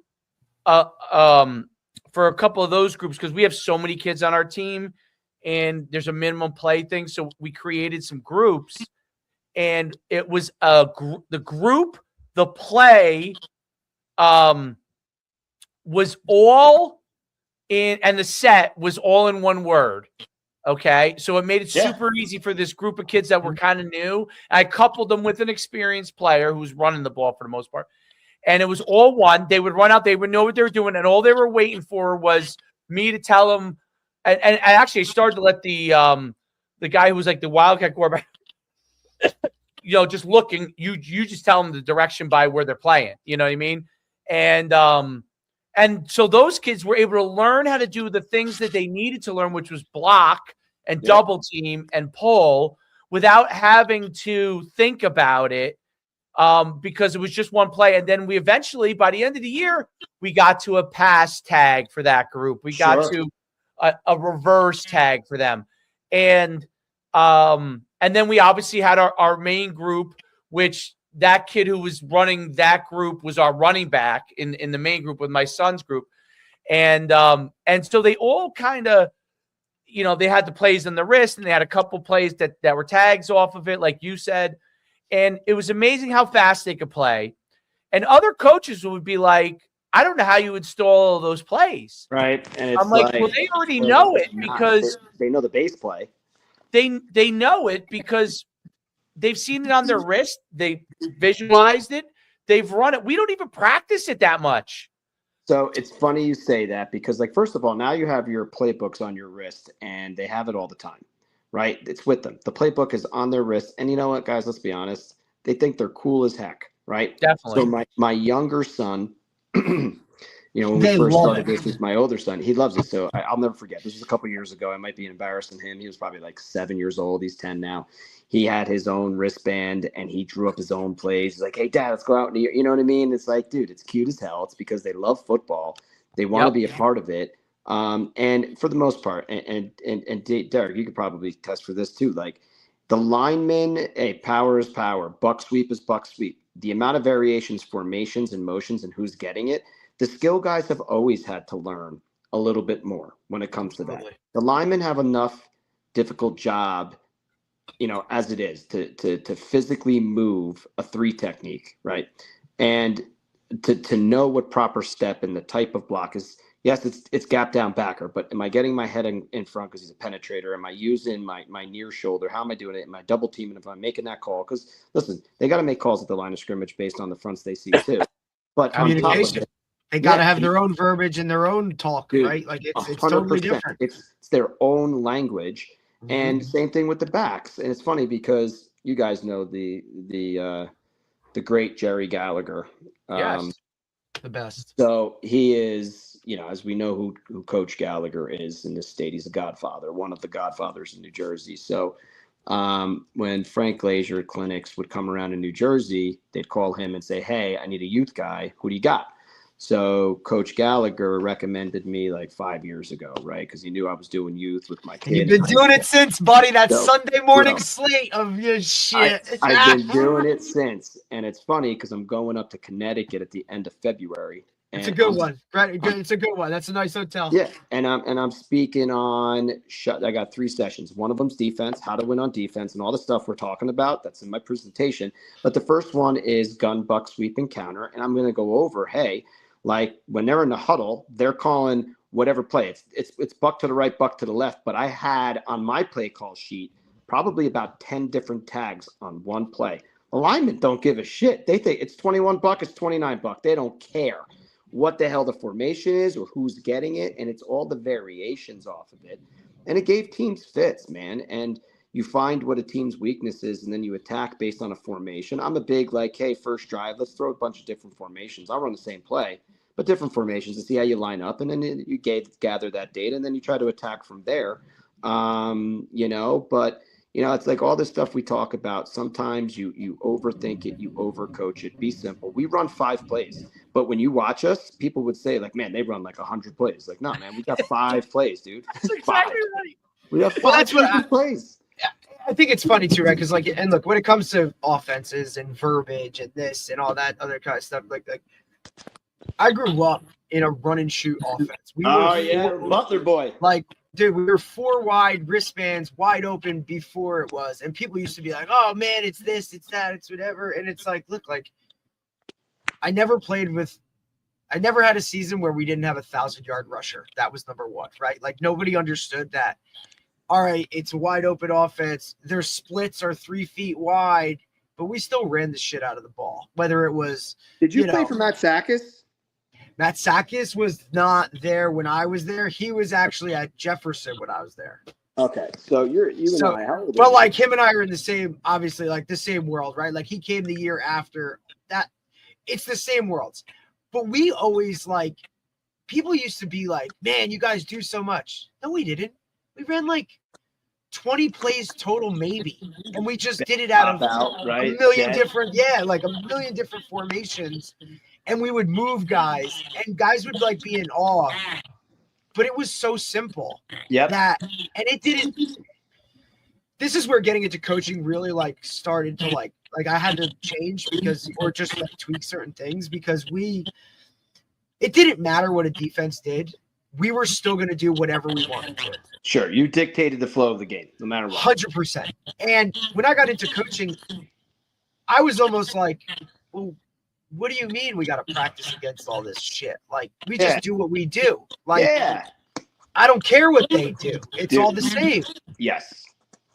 And the simplicity of that really was just like, I was always in awe of like, we're doing this, we're doing that. We got to do this in practice. We got to get all this. We got to make sure it's this, look, it's that. What are we talking about? That's training camp. And that's all summer for high school, right? June, July, and August, get your playbook in. And listen, we had a playbook. Like I was a wing tee guy at a Pac-On and I brought it to Jefferson. And I didn't play in the wing tee, by the way. Like I was a gun spread.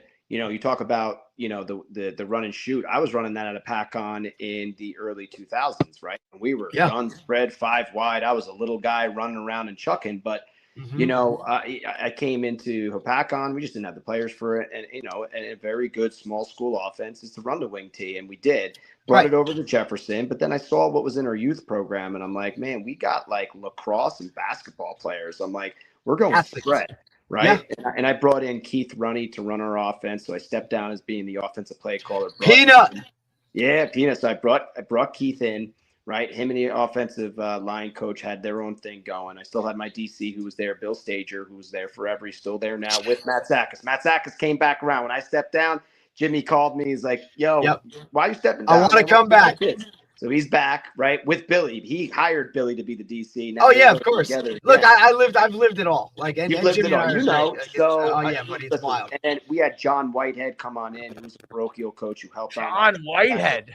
Yeah, so you know him, right? So he's down in Florida right now. We text each other still regularly. He retired. He's down in Florida coaching down there, but he came in and we started running the 4-3 my last few years. Indeed, like we didn't care who we played defensively.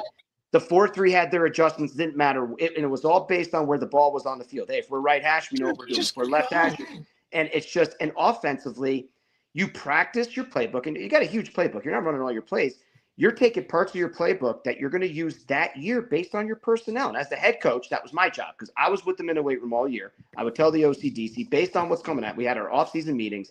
And the biggest thing we always did was we evaluated our talent better than we had a thing called the big board, right? And we ranked our players 1 through, let's say, at 50 kids in the program, 1 through 50. We ranked them, and we had an athletic index. We were taking their weight room numbers, their on the field test numbers 40 times, things like that. And obviously, we took into value what they do on the field itself, and we would rank them, and then that number would carry over in the depth chart. So if we're sitting there like, yo, why is our 7th best player a backup guard? Like, no, man, that kid's got to get on the field, or maybe a backup running back. Man, that kid's. Put him at guard. Let's see if you like that. Like, get your best 11 on the field. And then, yeah, dude, based on what we were, strengths were, that was our stuff. But dude, we would get it out to week 1. It would be like, all right, we got all of our stuff in. What are we going against? An odd front of 3-4 with 2-4 eyes. All right, tackle traps to play. Let's just focus on that this week. Like, dude, we would just do what we do. We'd focus more on maybe what we wanted to attack, but we didn't go crazy. Like, you just don't have enough time for it. Correct. And that's really kind of how the whole, that's really what it was for us. It was just, look, like, we're just going to run it better. We're going to know it better. And we're just going to have a confidence in us that, like, we're just going to get it done.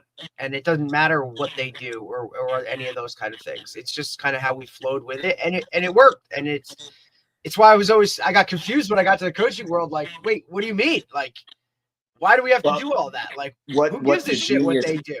What the genius is in spread, D, is like we were simple at Jefferson my last few years there. We were 3x1 and 2x2, right? That's all we did. So now it was like, okay, you could only do so much, right?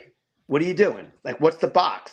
6? So is it a 4-2 or a 3-3? Or are you going to do a 3-4 with 2-4 eyes, right? Like, those were the 3 things you were doing, and we had answers for each one. Our thing was always like, look, we didn't have to be, because look, we weren't world beaters, but we were athletic enough and good enough at what we did to find green grass and figure it out. Playing space, brother. Like, and you don't need, I mean, look, better players, I get it, but dude, get me the ball when it needs to be there. And it's like, it's one of the things that Coach Shu always used to like he took that, and I was like, Dave, like, this is like all we did, like, just find it and go. And then he's like, well, that kind of makes a lot of sense, right? Yeah. And then to adapt it where your quarterback and wideouts can all be on the same page of like, I know we drawn it up this way, dude, but if he does this, do that. That's all it has to be. That's simple. And now you're off and running. So and it's simple, funny. stupid, right? Keep it simple. Simple. And you got to have a quarterback, right? You got to have a guy that like can make. Listen, we statistically looked at numbers, and we had like, for a quarterback, you got to be able to throw the ball vertically 45 yards downfield accurately and effectively, right? If you could do 45, they'll respect your vertical game. And over time, I've learned that these are the 3 most important things every offense needs to have. If listen, if you're wing T or under center I formation, maybe it's a little bit different. If you think you can line up and beat the crap out of everyone in the state to win a state championship, so be it. Like, the odds of that happening are very slim to none. I always thought you got to be able to throw it vertical. You got to be able to have slow and quick screens, and you got to be able to throw crossers, right? You have those 3 things. That was another thing too. Ours, like the screen game. Like, I love screens, and I do it. And Coach Shu is the one thing I always loved that Coach Shu did on offense was, irregardless of who the QB was, he took the best athlete and made him take snaps every week. Mm-hmm. Yep. Didn't matter. Like, buddy, we're warming up. Go throw a couple passes. Go take a couple snaps. Like, irregardless, because, look, Coach Shu never took over any world beater of programs. My man took over some programs where they should have been paying him to go there and do shit shows that he's been a part of. I just thought it was something that's always so, like, I take it with me everywhere I go, and I'm like, who's our guy? Get him some snaps every week. Yeah, just in case. And just to be able to get those guys the ball out in space, the screen game to us became so important. And pitch and catch, man. But guys don't like, I want to do screens. But then they practice, like, maybe they'll throw 1 or 2 screens in like team, right? It's like, you ain't never going to get good at that. Dude, it's like a segment of individual. It's part of Monday, we would do 3 15-minute slow screen periods a week. Monday, the last day of practice, and then our offensive practice, right? So the first and last practice in our main offensive practice. And we would do 3 15-minute quick screen periods too. And we had 3 different quick screens and 3 different slow screens. Right? That was right? It was always a segment in our practice. Periods. Yeah, tandem. Yeah. And I brought it to, that was actually one of the hardest things to implement at youth at first, because you doing screens, Dave, down at the youth? Yeah, we do screen. Yeah, we do. We run quick. We run bubble. We run rock. What I call rocket, where you come in. Yep. Called tunnel, right? Yep. And then we do have a slow screen. I have not yet run it in a game, but we practiced. I've not run it in the game yet because I just don't think that our timing has been good. But like, my whole thing has been like, I want you to start doing these things, whether we run them in a game or not. The things that are part of football, You need to be able whatever to do. high school you go to, okay? That's the Because key. our area, you could go to like, there's a Catholic school here, there's 2 public schools. Like wherever you end up going, that coach is going to get kids that know how to do all of the basic things in football. So, whether they run spread or they run wing tee, like I know that whether it's the linemen or the skill kids, they will know how to do certain things, and they won't have to worry about. My whole thing with youth is I told Darius, I want when my kids go on to whatever they do, that the coaches who have them go, wow, Who got you ready? You learned some stuff in youth football. You're ready. That's what if they knew that, I know I did my job. So guys, all sports, right? You have club teams, travel teams, and then right? Football, it's really just one. Yeah, listen, there are other things out there, springboard, right? But like for the most part, you play for your town in the fall, and people say it's rec football. I say no. I say football's different, doesn't have different levels and all that stuff. Like we are a feeder program, and we are feeding to the high school. We need to feed, their offense, the schemes. Like we're a feeder program. We're not a Jeremy, that's program. where it's also too, like in doing this podcast, we talk to so many guys like nationally, right? And when we talk about their high school programs, whether it's Texas, California, the middle school program directly correlates with the high school program. Like Dude. The 7th and 8th grade team is just an extension of the high school program itself. That's something that here we don't do that. Dude, there are high school programs that don't even show up to the youth program. That's a direct feeder. Like correct. That's insane. To me, if you're the head football coach around here, at least up by us, like how are you not? Like when I first got to Jefferson, I did this at the Pack on too, but when I got to Jefferson, I'm like, I got with the feeder program immediately. And these guys would offer up their house in their basement once a month, and I would come and I would clinic them on what we were doing. And then they started running the wing tee. And then it's like, okay, great. Then we had to switch. I had to have a meeting with them like, you guys ain't going to like this, but we're going spread because the guys that you're sending to us are screaming spread. So now we're going spread. So it's like, all right, here's the playbook. We'll go through it, right? And I would run our youth camp, so all the players would be there, and I would have the youth coaches be a part of it. But you're right. I don't know if you remember the name, guys, of Colin Wells. I worked with him. Colin was an Opacon guy. He coached with me at Opacon, but he moved down south to Tennessee, and he was a middle school teacher and a middle school coach. And you're right. So it's like their middle school team is their feeder program. It's like their AAA for the big leagues. And if they needed a coach, they weren't finding a coach off the streets. They were taking the head coach of the varsity middle school team, and he was getting bumped up. And then the assistant would become the new varsity coach, and then they would go find like the JV middle school coach somewhere in the district, right? So it is a complete, like it's really 7 through 12. 100%. And it's what we see all the time, and these guys talk about it, and it's they can't see, like they look at us and they're like, how do you guys do that? Listen, I can tell you that I don't even see now. Maybe he comes down to the 7th and 8th graders. Obviously my kid's younger, but I do not see the high school coaches in our town. And they're what town you coaching? Middletown, which is Middletown North and South. Do you play Manasquan?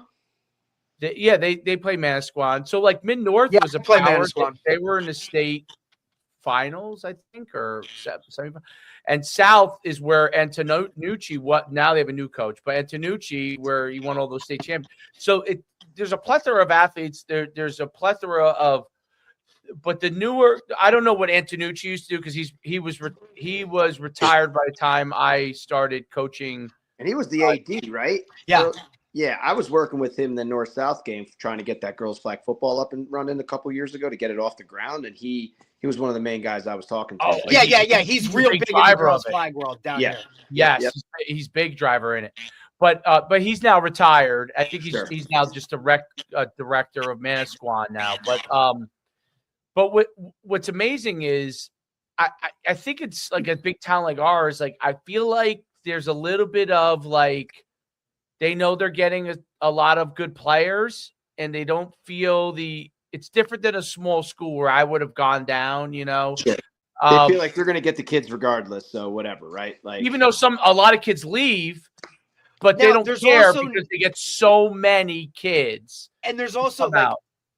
like they don't get pipped so much because there's just not the There's same not as many pull as there parochials. is parochials up there. You know what I mean? Like you're talking all the bigs up there where there's not really a lot of that down here. There's maybe Right. 3, and you even question doing that unless they're also like But you got to be good enough. You gotta- and the Parochs don't really like they don't pull the kids like they do up north dude, because they know up it's their here, it's lifeline, nuts, dude. man, Like especially in like it's Bergen not like County, that. you throw a Oh rock yeah, and- I mean, look, you see it. It's all it's everywhere, right? And they're all fighting for the same dudes and whatever. It's why it's different. It's just different because there's not that many of them down here where you still stay public just because like one, the education's probably better for the most part, or it is what it is, or just like you said, you have that winning culture. Like Mid-South has that a lot of. Sure. Even where I'm at in Brick, there's like a huge tradition of like brick football, Yep. and this Yeah, is no kind of doubt. what it is. You know what I mean? So there's a lot of that, but what we've seen like in the further south you start to move where it's regionalized school districts, bro, and there's a lot of towns that go to one public, like Yeah, they're and loaded. it's a choice. You're talking all 5 state championships. Look at this year the. I was from the just going to South, say, dude, look like, at this year, man. They swept us. I mean, you know what I'm saying? Like, and it's just they're pulling from a like just more area, more towns that outside of Philly area, and the and they're more open you enrollment too. So and now that's a big thing too, like David, because we talked about with that, like, you know, now Yeah. that they're doing this whole, like, you know, like, hey, if you're, you know, you have a certain number of special enrollment kids or kids that are out of district coming in and you win, now you're playing a group up, right? So Yeah. those 6 schools this year in the first year they're doing it, like, okay, like we'll see how this goes, right? And they'll reevaluate it every year, but just in general, you know, like the towns are bigger. There's regionalized schooling, like, you know what I mean? Like it's not Hapakon where it's No. 2 sections of town, dude. Sure. Or like, there's look, or even where Dave's from in Bergen County, right? Like Right. Saddlebrook, like you throw a rock and there's a high school. You know what I mean? Like whereas all of those Dude, towns down south's a little different. Like the first North-South executive board meeting we had in January, like you don't think the guys from down south were giving it to us up north, hell like yeah. oh fucking sweep, and yeah, right, by rights they freaking they took it to us this year. But hey, you guys know do you know the name Bobby Smith down there? Like that's why yeah, of course, ripped green. So you know, I grew up with Bobby. Him and I played, you know, and we're because real Bobby tight. was Bobby's a Hapakon guy, right? Yeah, we played together. He's a year older. So we've used Bobby for how long, Dave? Like with our trading stuff like that. Like My son when he had the Seavers, he basically lived at Bobby's place, This is getting the big guy therapy. with the 12. Oh, there you go. hey, That's the buddy, big man. Yeah. he's going got to school bed. tomorrow. They know how to do snow removal up there. No, yeah, we were in today. Hey, buddy. Dave's kid goes to Catholic school, dude. He'll be off for the next 6 weeks. But I said you're going back to school tomorrow. They had off today. I said you're going back to school tomorrow, whether they're open or not. So That's funny. So Bobby Smith, though. So when I was at Jefferson, I was, you know, every other sport was doing something cool with their team. Baseball's going to Florida. You know, lacrosse was going to, you know, Virginia for spring, you know, training and stuff like that. So I'm like, what could I do? So I'm like, guys, you give me your June and July. It's all voluntary. The last Saturday in July, I'm going to surprise you. So I started going up to, you know, up by Bobby or down by Bobby, right? And he's got his, you know, reach your potential training facility. So I would get a nice coach bus, get my team on it. We'd get there early. Like we left at 6 a.m. from the school and we drove down to his facility. He'd bring us through like this awesome workout, but I made teams and it was competitive and all that stuff. But then we'd go to the beach afterwards. The booster club would kind of set up the tents and whatnot. And then we'd hang out at the beach and do all that stuff. And that was kind of like that before training camp, you know. But yeah, Bobby's the man. And like we could have a whole nother podcast about training, physically training youth athletes. And when is it time to start lifting weights? And to me, and doing a lot of the research that I've done, You could start whenever, as long as you do it Absolutely. properly. And it's Absolutely. like, you know, I do a ton, like right down here in my basement. We made my There you dart. go, Dave. You're like my twin, dude, Coach. You're like my You guys twin. are the same I built human. the gym. I built the gym in my Dude. garage. Yep. Well, it's so, listen, mine's not insulated. I don't have a heater, so it's in our garage too. But during the winter, the dumbbells are way too cold. So I go down to my dart room.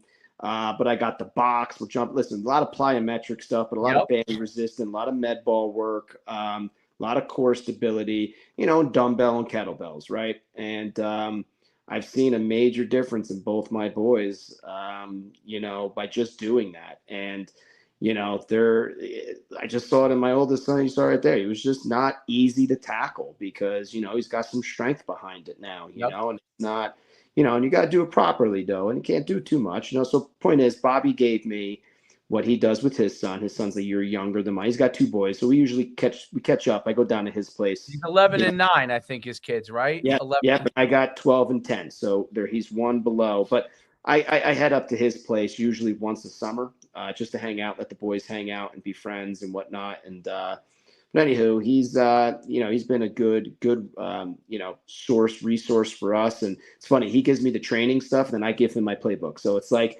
I give him some football, he gives me some His training. team, I think his son's team went to the championship this year.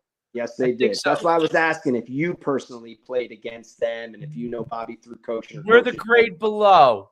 So Okay, it's funny because my son was going through the whole thing. Like we go there, we've gone there for training before, but we end up using his wife's therapy because that's he's great. So he was going all season long for the Seavers. And it's funny because her kids, they were going through their season, and we were having a very good season. They were having a great season. Yeah. So we would talk about it, but she would, because Bobby coaches his son's team. I don't know if he coaches both of them, but I know he coaches the older one. I think he coaches Brady. I know that. Okay, that's the older one, right? Tell him we talk, dude. Like I talk to Bobby regularly. Listen, he's one of my best friends since we grew up together. We played high school football together. And did you guys graduate together?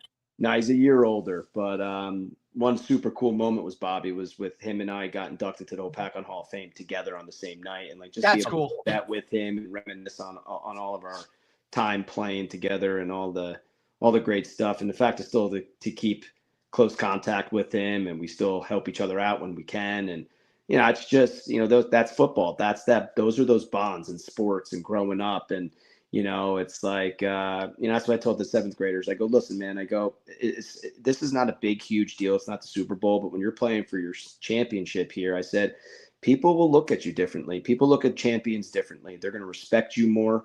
You're going to get a level of respect as a 12, 13-year-old boy that not many would, because like, hey, you're the group that won a championship. That's how you're going to be viewed. I'm like, And then one day I got this one kid, right? He was Italian and his dad owns an Italian restaurant. I go, one night, Vincenzo, 20 years from now, my son's going to walk into your restaurant. You're going to get him a bottle of wine. You're going to say, remembers that 7th grade championship? You know, it's like all of those war stories.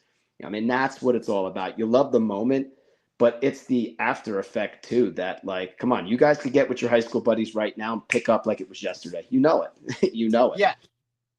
Like, don't skip the beat. No doubt. No, I don't know where half my high school buddies are, but there's no doubt about it. I'm sure actually most of them still are in the Brook. They're probably still, dude, they're probably just moved next door or some shit, dude. Like, well, a few of my friends live down here now, but which I do see those guys, but like I know a lot of my crew hasn't left Butler, but that's because I don't think Butler's left Butler. Butler's still the same place no matter what, and they just continue to do the same shit, win over and over and over again. Dickens, Luciani, all those guys. It's the same human beings. It's Dave was in awe because we've had some of those guys on, and he's like, dude, I think the entire town just watched that episode. And I said, well, these guys are the town. Like, that's still the number, other than the Harvard, and we had the Harvard and Princeton guys on when we had those 2 back to back. The episode with Mark, Coach Mickens is still the number 3 most watched episode, and so we've had a lot of like, dude, we've had some names, quote unquote, right? I could have done a better job of promoting this. I really didn't. I didn't know what this was going to be about when I got on, which great. I've had a blast with you guys, but if I'm lucky enough to get back on another time, I'll definitely do my part and get it out. No, dude, it's not really like that. Like if we really just not. kind of roll it out, and then it is what it is. Like the live versions get whatever, but Dave, you'll be the first to tell you, like these like replay and Sure. like so you get a And the viewership at shorts. live, and then the shorts and the reels and the Thousands and small things that we thousands of clip views. it up and go. It's like a hot take or like whatever Cool. it is. Like I think that's Yeah. what makes us different too. Is like we do the long form stuff where we just come out and shoot the shit basically for what it is, but Yep.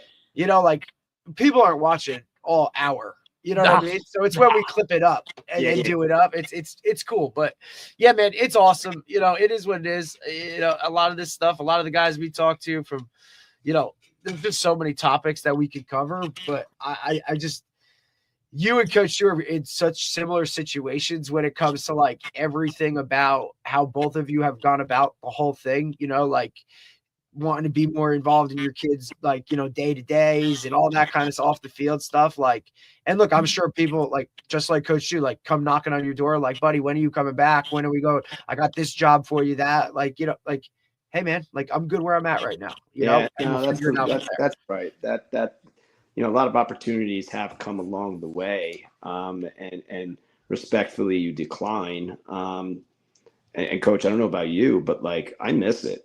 I do, and I think I openly admitted that to my wife, not this past season, but the season before maybe. And it was just like, not to say I was getting bored with youth football because that's my son and I'll never get bored of it. I think the best moments are driving to and from practice. I drive both to and from. Yeah. And those were the best times, but like you miss being around a coaching staff that has that level of knowledge and game planning and that Friday night juice and the excitement of winning big games. And, you just the challenge and all that stuff. I don't miss the politics. I don't miss the parents. I don't miss administration when it comes to that. Not to say, listen, I was fortunate at Jefferson. Administration was awesome. Like there was never an issue with that ever. Right. There's the other responsibilities that come with it. Why I like youth football, because to go back to what do you say about the parents? I'm like, I'm a volunteer. I get to finally say to people what I've been wanting to say. Yeah. Forever, but I couldn't. And it's like, to not to be a jerk or disrespectful, just leave me alone, man. Let me go coach these kids and let's win some games, and you'll be surprised how much they can do. Right, like I'm doing you a favor. Yeah. Well, yeah, no doubt. Well, Like, that is always light on my step. That is always like if anybody ever complains and they like my and you've probably coached your kids in other sports too. My favorite always is the person that complains and they never coach they never volunteer to coach any. They never help. They never, or maybe they never played too.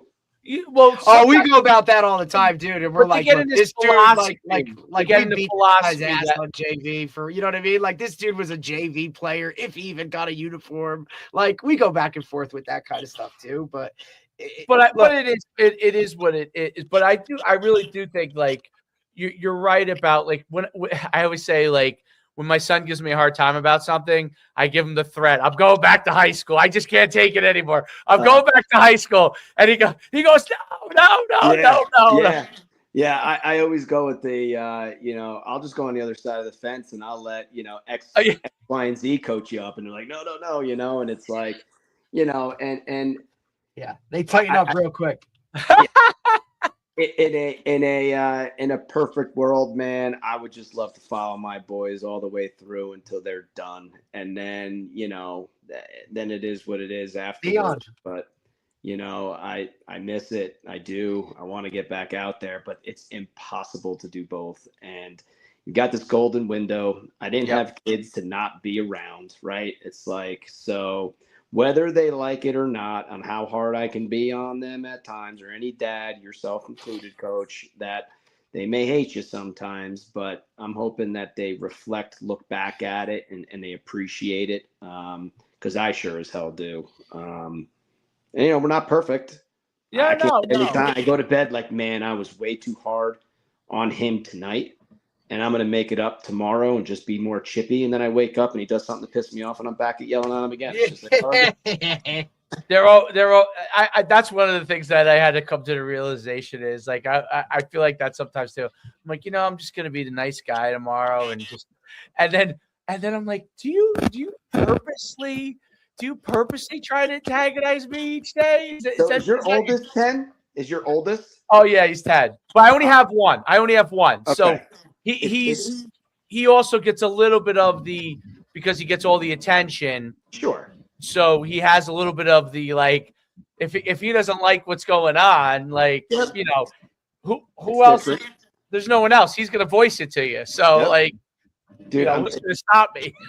I tell you what, I wasn't ready for because that's it. But I wasn't ready for the puberty aspect and the hormones, and they got a lot going on. Like I know we all were there. I mean, come on, guys, we remember what it was like. And I look back at, man, what are some of the things I did or say to my parents or my mother? Oh gosh, like, geez, what a jerk. I think about how much I was as a kid, and it's hard to see them go through. And the toughest thing is, you're their coach and you're their dad. And it's like, it's tough to separate.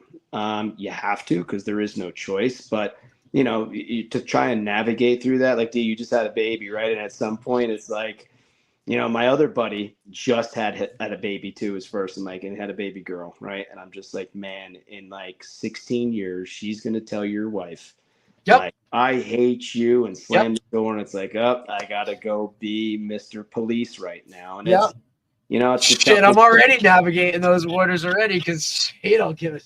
She's 2.5, dude, and it's already like, Daddy, Mommy said this. I'm like, and if you have the key to the whole thing, and I didn't say this at all, but the key to this whole thing from NFL down to youth is your spouse. And I hope you guys have great ones. I hope every coach has an opportunity to have someone who gets it. And my wife doesn't know football, and she's not a football fan, right? But she was a cheerleader in college, and I was a football player, and that's how it started. And it's like, we got married when I was already coaching, so it was like she knew what she was getting into, and she never missed a game, brought the boys to every game, had to bear the parents in the stands. And as my kids got older, they understood what was being said about the coaches, myself. And then that's when things started to get rough, because my mother never missed a game, and she was always with my wife. My in-laws would come up and watch games too. So it's like, got your whole family there and all that stuff in high school. That was tough. Like, when my kids were younger, my mom, my in-laws, my wife would hear it. They're adults, they get it. But then my sons would start to be like, yo, what the fuck are you saying about my dad? Like, and it was just like, come on, guys. Like, it's like, and it's very tough, man, because sports drives that alpha out of you and that competitiveness. And if you don't agree with what they're doing on game day, but guys, as we know, they only see what they see on game day. They don't know what's going on at practice. They don't know no idea who missed practice on Tuesday, or who can't understand how to freaking block power, and so many variables. Who doesn't give effort, who's got the attitude, who got in trouble at school. Now administration's telling you to do X, Y, and Z. And, there's just so many variables. And, unless you're in it fully, it's you got to try to mind your P's and Q's. But listen, it's tough, because if you enjoy the game and you're invested in your kid. Now, listen, I'm going to go back to this, Dave, that, like, I understand, like, when parents are as crazy as they are in high school, sometimes it starts in youth. Oh, of course. So now I'm seeing it from that standpoint, and I'm just like, now I know why they are the way they are. Derek, absolutely. And you know what? It's not, sometimes it's not like, you're a great coach. You do a really good job. You probably, even though we all deal with issues as youth coaches, you're doing a better job than 99% of the other youth coaches. The problem comes a lot of times, and you've probably seen it if your kid's been in other coaches in other sports, where even though a guy's volunteering his time, he's just either not that knowledge. It's not that he's trying to do something wrong. You know what I'm saying? Like, he's just not that knowledgeable.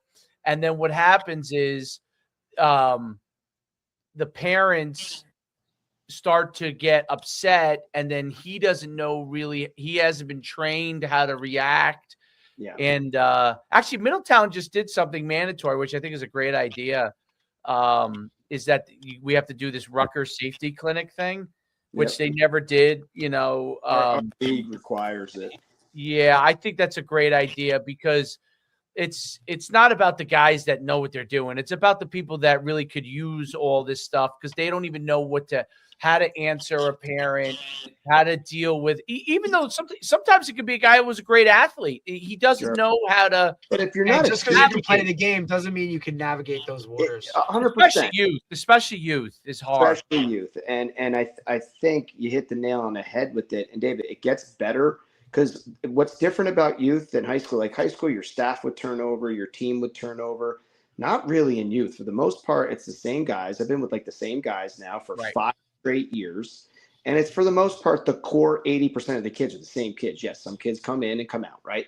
But it's like it gets better because after 3-4 years, they get it. They know their role specifically. I have them do the same fundamental drills when we break up into like a 15-minute indie. And they know where they stand and they know what they have to do. And there's like 2-3 other guys who are a little bit more heavy into the game planning and all that stuff. But the other guys serve a role and a purpose too. And they know what their role is and they stay in their phone booth and they do a good job with it. I mean, you don't win a championship without those other guys helping out too. And, Absolutely. And it gets better. Like it's 7th grade year. And now we're going into 8th grade year. And the crazy part is you're going to have everything exactly the way you want it. And then poof, they be gone. It's over. And it's like, I'm fortunate enough to go right back down with my younger kid, who at that time, when my kid goes up to high school, he'll be in 6th grade. But I help with them too when I can. And I help with that coach who happens to be the president of our league. He's got his son's the quarterback of that team. My kid's like a running back receiver, but whatever. And we're constantly talking game plan. Like I'm helping them out. And then there's still coaches on the field. So on game day, I go on the field and I coach that team too. It's just so wild to see 2 sets of teams with different kids and different sets of parents. And I'm fortunate because both my kids have great numbers for a small town. Like most average team at like a town like Newton, you got like, I don't know, 14 to 17 kids on the team. Like both my boys' team have 25 plus. So they got the numbers and they got talent on those teams. So both the teams win. So it's obviously a lot more funner to win than to lose. So very fortunate. A lot of this stuff, guys, is luck, right? It's like we move to a town, you have a kid, and how many kids are born at the same time as your kid and go to school together and decide to play sports together, and it's like you got to be lucky in that regard. Your kid could be a stud, but if you're with only 12 or 13 other players who aren't, that's a tough, Absolutely. It's a tough go. So you could do so much, but you have to have the talent, period, right? You can develop all you want, but you got to have some talent. No, there is some luck to that. There's no doubt that you happen to be in a class that you have a lot of kids, which is really a great thing. I mean, it's like I said, I'm in the same situation where I happen to be lucky that there's a lot of really good athletes around. So it makes it more fun because you get to coach a lot of good athletes and there's a lot of good kids. Yeah, I got a question for you. I wonder if we didn't have that talent, how quickly would you go right back to high school? Probably pretty quickly. Like, I don't care what you say. Like, if you're a high school coach, you come down and coach youth, right? And you listen to the Greg Olson podcast and stuff. Like, you got some ego, you got some pride. Like, I can't be this high school coach who comes down and my team sucks. Like, let's be honest, right? Like, you got a little bit of an ego and integrity to carry, like, you know what I mean? And if you want to stay relevant and get back into the high school world, you're like, well, where have you been the past 5 years? Oh, I've been coaching youth football. Like, well, how did that go? Right? You got to be able to say something positive. So yeah, you do take pride in it, Rand, and you do want to win, but mainly when you're coaching your kid, you want that experience for him. Like, there's only one person a man wants better than themselves, and that's their son or sons in this matter, if you have multiple. And I just want them to have the same experience that I had, if not better. So it's like, how do you do that? You help them along the way. You guide them, you model it and all that stuff. And, sometimes it's not good, right? But you hope that there's more good than bad. But, you got to admit, you got to be having some fun. Like, it's a different type of fun, but it's still fun. There's no doubt about it. It's a ton of fun. And I enjoy, not being from the area, getting to know a bunch of different families that I would never, honestly, have never known if I didn't move to this area. And I'm glad that I'm, like as much as I, love the town I grew up in, the county I'm from, that would have been an easy, comfortable situation, right? Like I wouldn't have had to go through much if I was in my own hometown because everyone would be like, oh, it's Coach Schumann's kid. You know what I mean? Like he's going to be pretty good. Like, that type of thing. My kid has had to he's had a battle, right? And he's had to work. He's had to work because there is a lot of talented kids. Sure. And he is talented, which is good, but he's had to work. Like he had to learn to work, that working is an important thing, where I do think if he grew up in my, such a small town, like, I don't know, like I probably would have instilled it in him, but it's hard to get through if you're completely better than more of the majority of the athletes. When there's a lot of kids that you're competing with and you're not just naturally going to be on the A team for every single thing and you got to compete for it all the time. I found that I wasn't sure how that would go, but I found that, what, he's learned that I got to work, dude. I take off a season and I don't work hard, people pass me in my own town. So let's not even take other towns. And I always say this to them too all the time. I'm like, as much as you compete with your friends and other towns you play against, in today's world, eventually you're not competing against New Jersey anymore. You're competing against the country. So I don't know what that kid in Texas is doing, but my guess is he's playing football probably all the time. Sure.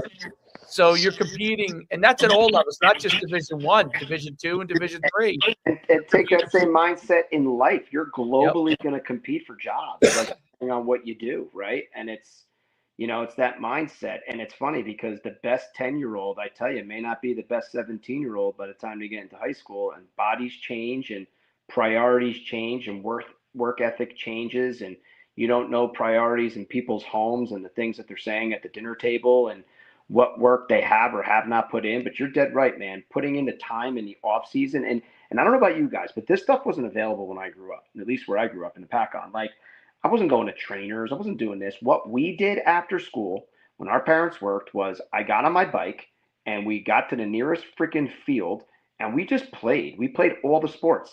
And that's how we developed our skill, was by playing. I learned how to throw football by playing tackle football with my buddies and learning how to throw into tight windows and throwing contested balls. And I heard you say, Dave, about doing a 7-on-7. For the first time, I'm doing a 7-on-7 with my son too. And it's man, he gets the opportunity because we don't throw a ton in youth football, especially in the wing tee specifically, philosophically, right? So it's man, now it's all throwing. Now you're it's not real football, but you're learning how to time it and throw contested balls. You're covered, but if I put it in a certain spot or I throw it up there and let my player go make a play on it, all those things. It's got to put in the time now. Now it's more structured.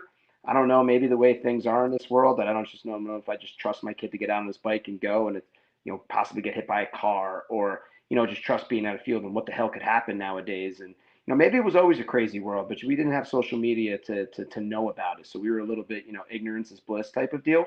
But now as parents, we know, so we're so protective of it. And I think the problem is our generation as parents is we're too overprotective, and we don't want our kids to, not that I want my kid to fail, but I do invite adversity. And if there's failure in his life, man, we got to figure it out, and we're not going to blame anybody else. I'm a big look at the man in the mirror type of person. And yes, if you wrong my kid and it's obvious and there's proof of it, that's a different story. But most of the time it's somewhere in the middle, right? And your kid has something to do with it. So, but it's funny, man, training nowadays, we're spending an arm and a leg to go. I train quarterbacks and people come work with me, and even as young as third grade and up, all the way to seniors in high school. But, it's back then, man, I would go outside and play roller hockey. I played freaking home run derby, right? We played tennis. We played football.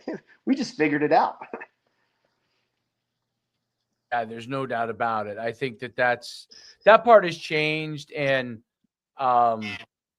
it's one of the things that Derek would do with the high school. One of the nice things about, I tell him, when you see how, you talked about it before, how parents are when Derek's dealing with them in high school now, a lot of it is because we had trainers. They now have trainers when they're in youth, right? And they spent a lot of money. And I always say this to parents all the time. You spent that scholarship money a long time ago. That's gone. Like, don't even worry. Don't even get yourself consumed in whether my kid's going to get a free ride somewhere or not. That happens. Great. You already spent that whole scholarship money and all the travel this and the travel that. And I know I have, and all the different things they do. And it's not about that. You're doing it because you're trying to get your kid to be the best that he can be. And that's what the objective is. And don't think about what he has to go to this level, because you don't know what the world is going to be like because it's changed so much at the college level. So you don't know what the world is going to be like from that standpoint.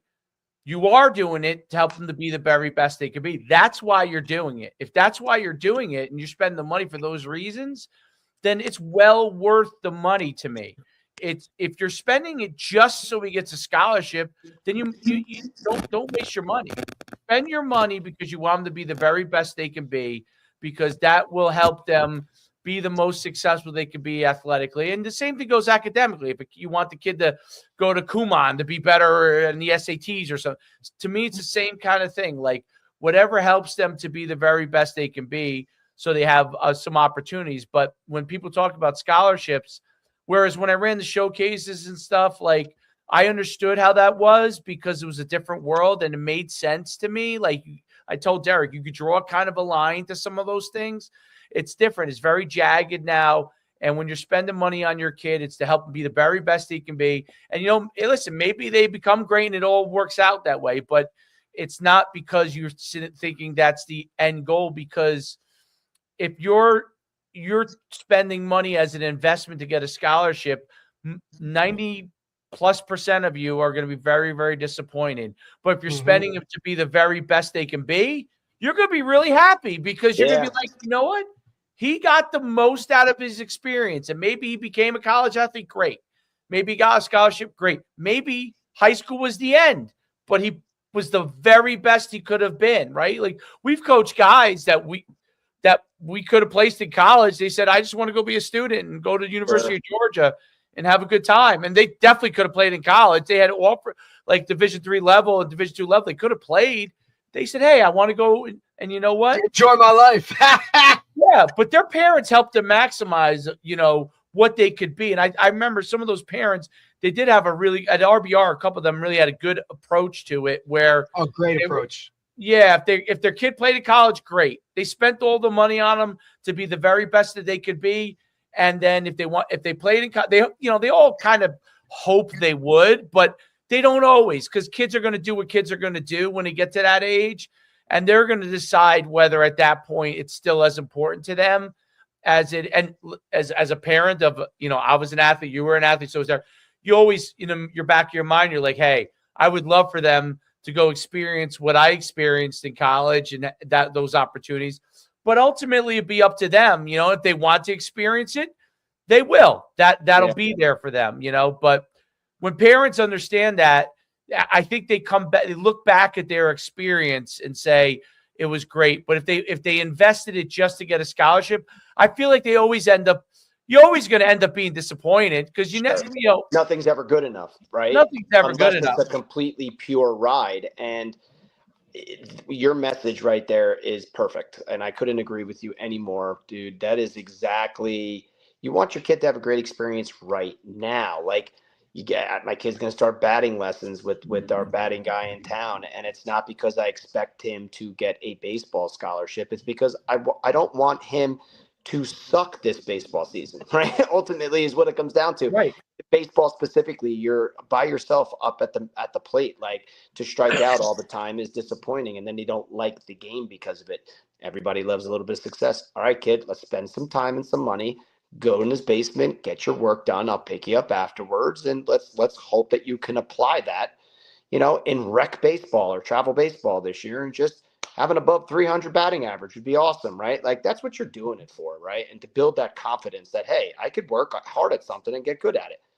That builds that self-esteem, There's no doubt. We'll let you go. I one of the last thoughts I was thinking about was that one of the things also with parents is like, hey, just because he loves this sport XYZ right now, it doesn't mean he's going to love it 5 years from now. He may like another sport, right? And you have to be open to the fact that that could change, and you could spend all your time and maybe money in one area, and he may turn around. I just see it actually on the soccer side. Like I have a couple guys that I'm friends with. I would say that I'm undefeated as a youth soccer coach because I had these two guys who I was friends with. My son went to nursery school with them, and these kids are like great soccer players, and their dads were running the team, but their kids were also playing like other older kids were playing club. So a couple times I was stuck with this team with all these superstars, and we would score all these goals. And I had parents yelling at me like, "Stop scoring!" I'm like, I don't know a damn thing about I soccer. don't know what I'm doing. I'm just managing the team here. But I learned from them with their older kids that because some of them had spent so much money on soccer. Like soccer's so expensive, these like elite club teams and stuff. And I think it's crazy, by the way. I did 1 year of it, and I said, no, when my son said he doesn't care about soccer, I said, thank God, we're saving so much money not doing this.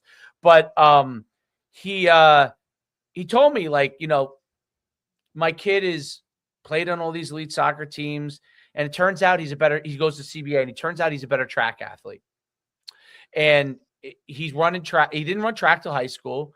And as a sophomore, I think he ran 22 something to 200 and 49 in the 400 as a sophomore. And the CBA coach thinks he could be a 47 kid, and he said, my son, it's not that he doesn't even love track. He likes soccer more, but he's so damn good at it, that and he said, I had to just take a step back and realize, that's probably his future. If he wants to do it in college, sure.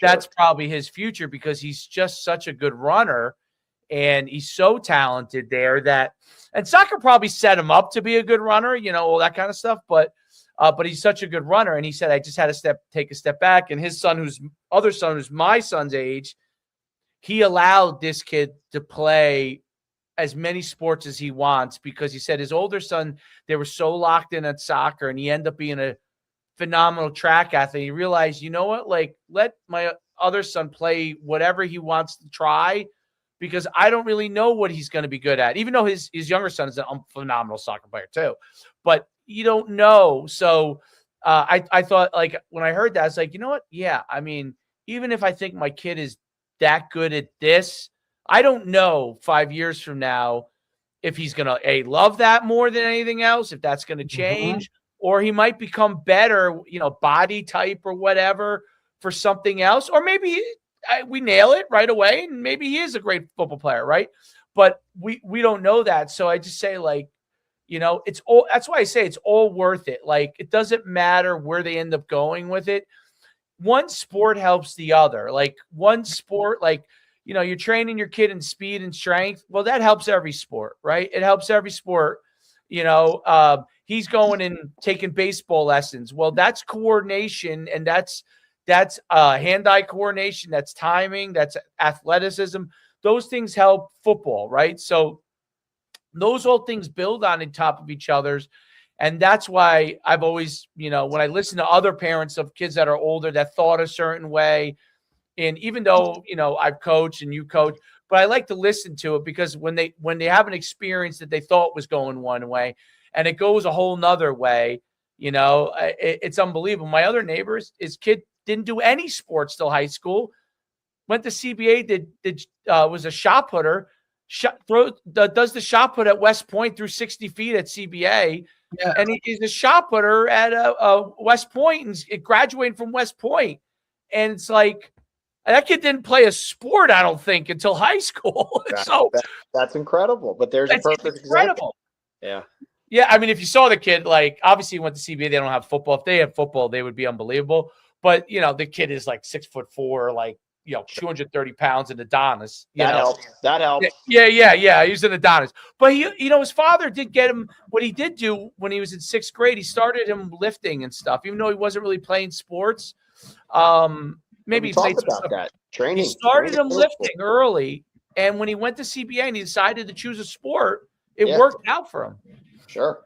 You know. So anyway, but yeah, I'll let you go. It's been great talking to you. Similar mindset. It's funny. It's like it is awesome to hear someone having that ride and another high school coach who kind of been through both sides of it. Sometimes you're like, okay, I'm not crazy.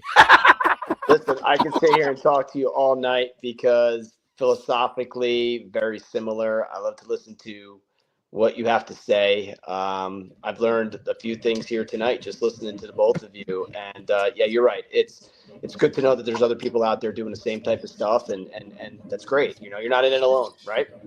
No, you're not in it alone. It's great. So, well, Coach, I'll let you go. It's probably past all. Derek, it's definitely past. Derek, you go to bed early, right? Buddy, I did. That's right. You got the baby. No, you're not going to bed early. Come on, man. I'm Windows. I'm pockets now. Like, this is the beginning of the night. This is the early part of the night. Yeah, what are we talking about, dude? Segment one. This is segment one for you. That's what's great about like some of the guys that we're trying to get as guests on the West Coast, dude. I'm good, like hitting them up. It's good. Somebody's always up, you know what I'm saying? So we're all good. That's funny. Coach, appreciate you, buddy. We'll talk soon, man. Thanks for having me on, guys. Always, buddy. Have a great night, Coach. You too. Take it easy, fellas. All right, man. All right, bye. That was phenomenal. Phenomenal stuff. I don't want to hold you up because it is so late. No, you're good, bro. I just know like I know how I've been around him for a while. I've watched him go from like, you know, the whole thing. And I remember when he made that decision of like, yeah, dude, I'm going to hold it up for a while and just coach my kids. You know what I'm saying? Like, it's a good time right now for, you know, family and whatever it is. Like, and look, he had a really good situation at Jefferson, right? Like, yeah, he had wanted to back on, went to Jefferson, like, you know, like all the momentum in the world of like, you know what, like, let's pump the brakes, take a step back, you know what I mean? Like, and go from there. He's been very adamant about like, I'll get back into it eventually. Like, and I'm sure he will at some point, but just hearing like you guys go back and forth with it, because like it's literally like carbon copy of like kind of how things are, you know what I mean? Like, and I know philosophically like how you guys feel about coaching, whatever. I'm like, dude, I gotta get them. You know what I mean? So, and that's, you know, you do feel alone. You do feel alone in that ride because sometimes, even though you're friends with other dads, and I feel like by the time you end up getting to it, you'll be so equipped and so educated. And I'm curious, like I want to know your journey all the way through because I want to hear it, because I am curious, because you're hearing it from other people before you reach there, and it's but you do feel like you're alone in it, because even though you're friends with other dads, I don't, you know, I've never been a person that like I don't go and hang out per se. You don't do that shit. I mean, even though when we do, like we had all the coaches went and their wives went out to dinner together. It was great. Yeah, that's cool. It was a great time. We had a great time. But my personality is not like, I'm a very outgoing person, but I'm not like, I don't like, once I shut down that part of my world where I don't go out that much anymore, like maybe my wife hates that about me, but like when I kind of became an adult parent, you know, I really just thought to myself, like, I don't want to be hanging out that much. You know what I mean? Like, that's not my thing per se. I'm with you. You do feel more like you feel a little bit more alone, even though you are friends with these guys. Like they'll take your call anytime. You'll talk, you know, talk to them, but you do feel alone, and everybody is a little bit in an island in the sense that your own kid's journey is your own kid's journey, right? It's different than someone else's journey. Absolutely. So that does put you on an island because you each have your own circumstances, which is when you talk to somebody else that may have similar circumstances, it is like a rewarding conversation because you don't get that as often. Like your kid might be really good at football. Well, your other friend's kid he might play football, but he might be really good at baseball, right?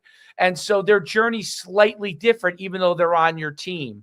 Mm-hmm. And what your expectations are and what your goals are might be slightly different than theirs. So it doesn't always align, even when you have conversations about that stuff. And when I talk to him, like, I'm like, oh my God, like my philosophy is almost exactly the same as his. Like either we're both psychopaths or we're both on the right path. You know, I don't know which one it is, but you know, obviously our kids will tell us 15 years from now whether we were psychopaths or on the right path. Absolutely. But it's definitely like it's an interesting conversation. And there's plenty of guys that I like. My kid plays. You know, it's sometimes hard because like if your kid's in a kind of what I call like a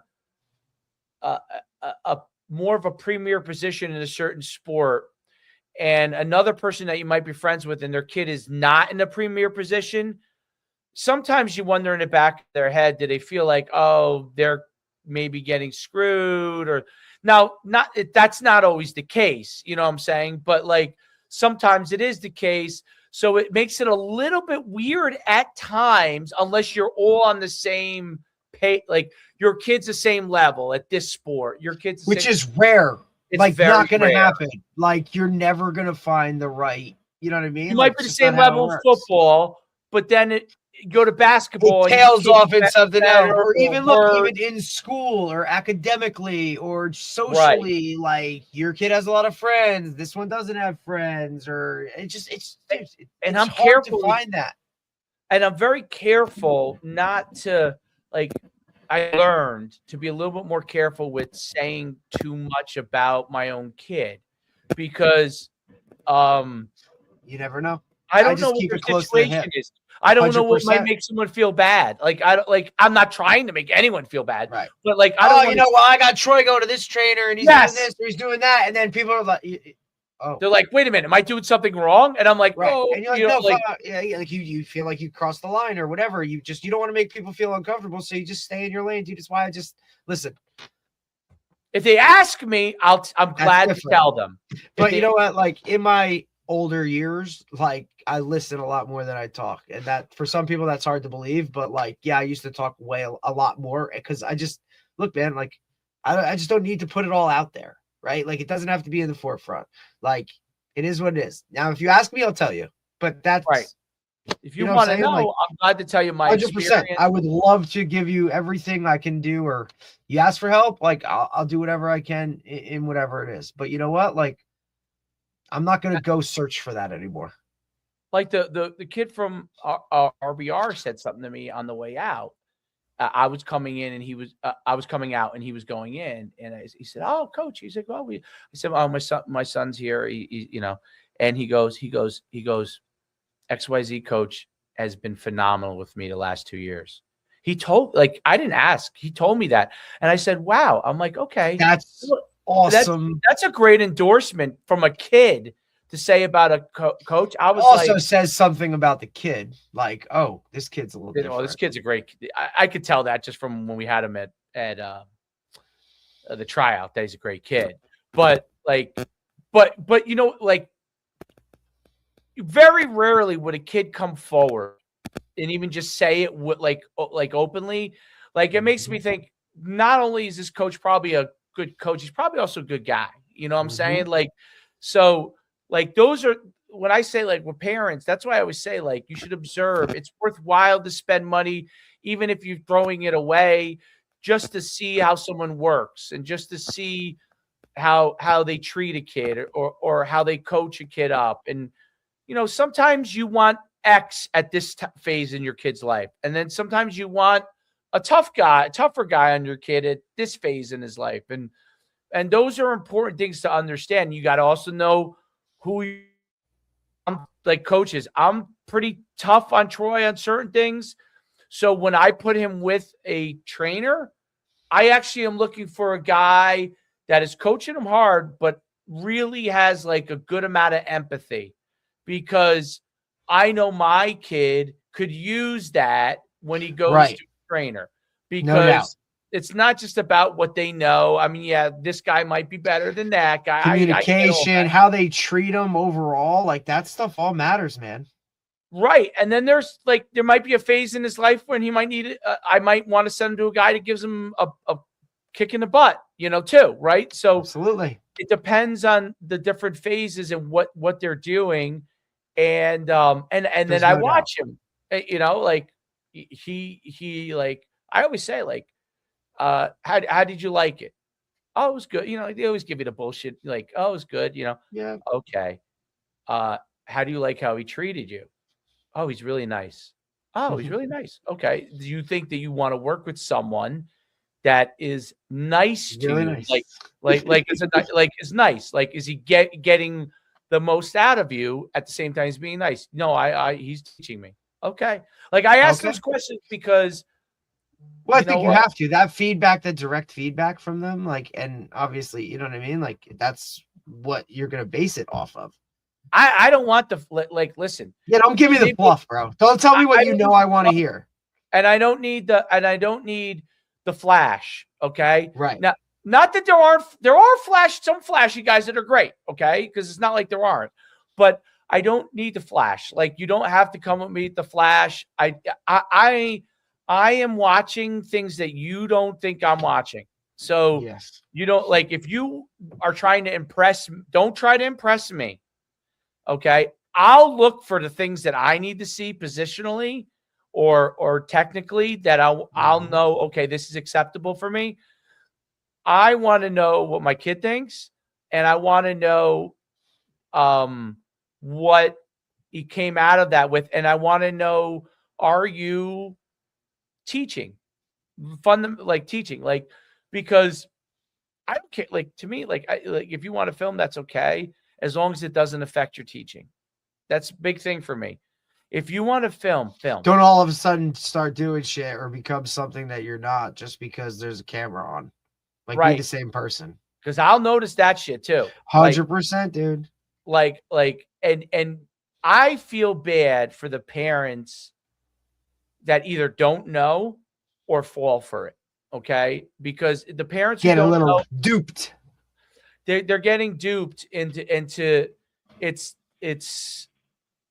not that. Like, you got to get you want to get real work, real training, and then that way you don't have a coach. Like, you want a guy like Coach Colombo to say, hey, you know, this guy went to an outside, because they all go to outside trainers, whether coaches like it or not. They're going to go to outside trainers, and you know what? I actually like that guy's all right. You know what? He didn't try to interfere. You want that sign off.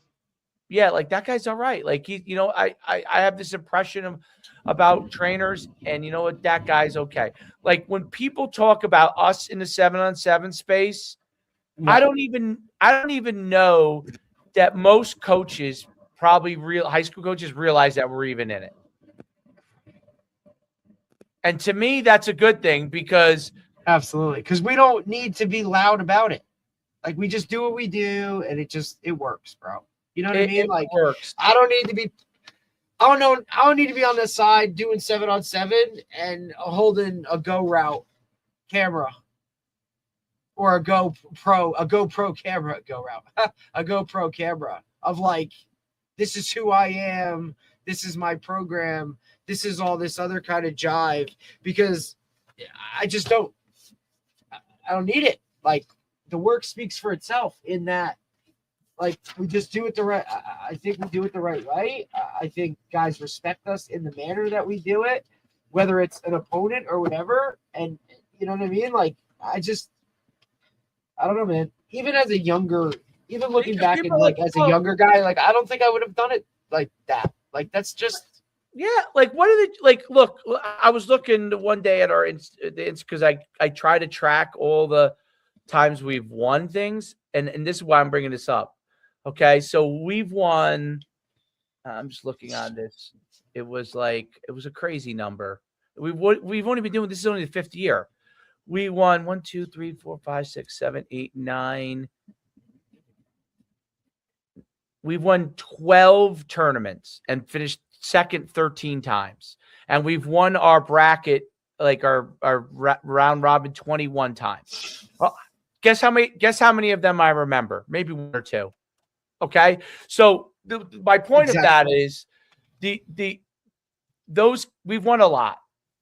It's not just that it's not that, it's their experience. Like, I don't even remember all those kind of things. I can remember a few of them. I don't remember. I probably remember my kids more. And then I remember the one that you guys won with, was in the rain, which was a really Yeah. that was a great.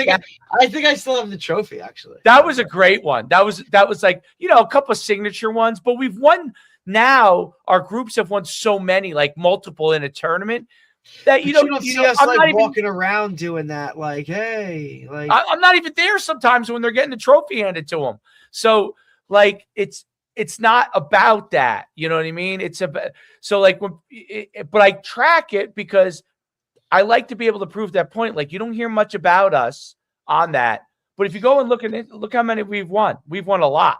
Or even like, just like, look, I always like, just look at how many kids we have playing at the next level. College. It's insane, dude. The Warrior Kings, which were really like, we were just trying to figure it out and survive those days. Like, we were kind of doing it because we knew it was kind of like people were starting to do it. Yeah, people are going to start to do this. We should kind of get this and be doing this and whatnot. There's a million pros from those teams. It's like, just crazy. Because those kids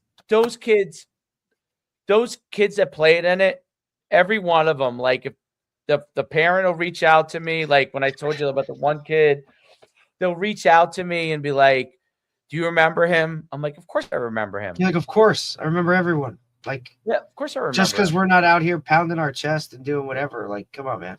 Like, if you want me to post, I'm glad to post. If it helps you, I'll do it. But like, I don't really. If it comes across my feed, I'll post it, or you tell me about it, I'll post it.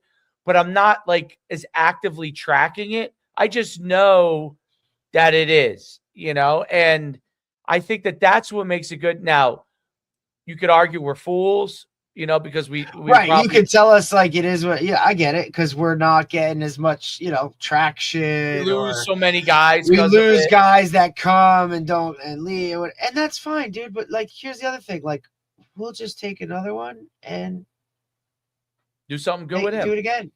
Like, we're not chasing people. I'm not begging people. I'm not doing that. Like, no, there's no point in doing. And we learned all that in the early days, right? With the Warrior Kings, like we'd be worried, like, oh my God, are enough kids going to show up or not? Like, we're not like, and those kids were all great kids. I mean, like when people are like, oh, who were some of your? I don't know. Artur Sikowski played it. What? Right. Now coaching here, like I had Elijah Riley who played at West Point, played for the Jets. I had, I mean, it's guys that I'm forgetting guys, like that's how many there are. Like at one time we had in the Warrior Kings, I remember we had 3 quarterbacks. All 3 of them went Division I. Okay. And Artur, because he was only a freshman at the time, was actually the 3rd quarterback. So it was, because I remember when Artur left and went to another club, he was like, his father was just like, I just needed to get some more reps. And I was like, yeah, no, it makes sense. Like, yeah, I get it. You know what I mean? But like, we had so many, and his father was always great to us. And, so it's. But it's those relationships and the way that we do things, I just think are different. And I think that's kind of where it, like, you know what I mean? Like, it separates. Yeah, you want to go so like that. And that's why I said that to Jerry. It's like, I always tell parents, like, I hope I can make you happy, but if I don't make you happy, like, I don't ever want to hold you back, because I would never want anyone to hold me back. So I would never, because you never know. Like, I'm not going to say that at some point in life I'm not happy with something. So I would never want anybody to be held back. You know what I mean? I want you to know that I want you to do what's best for your kid.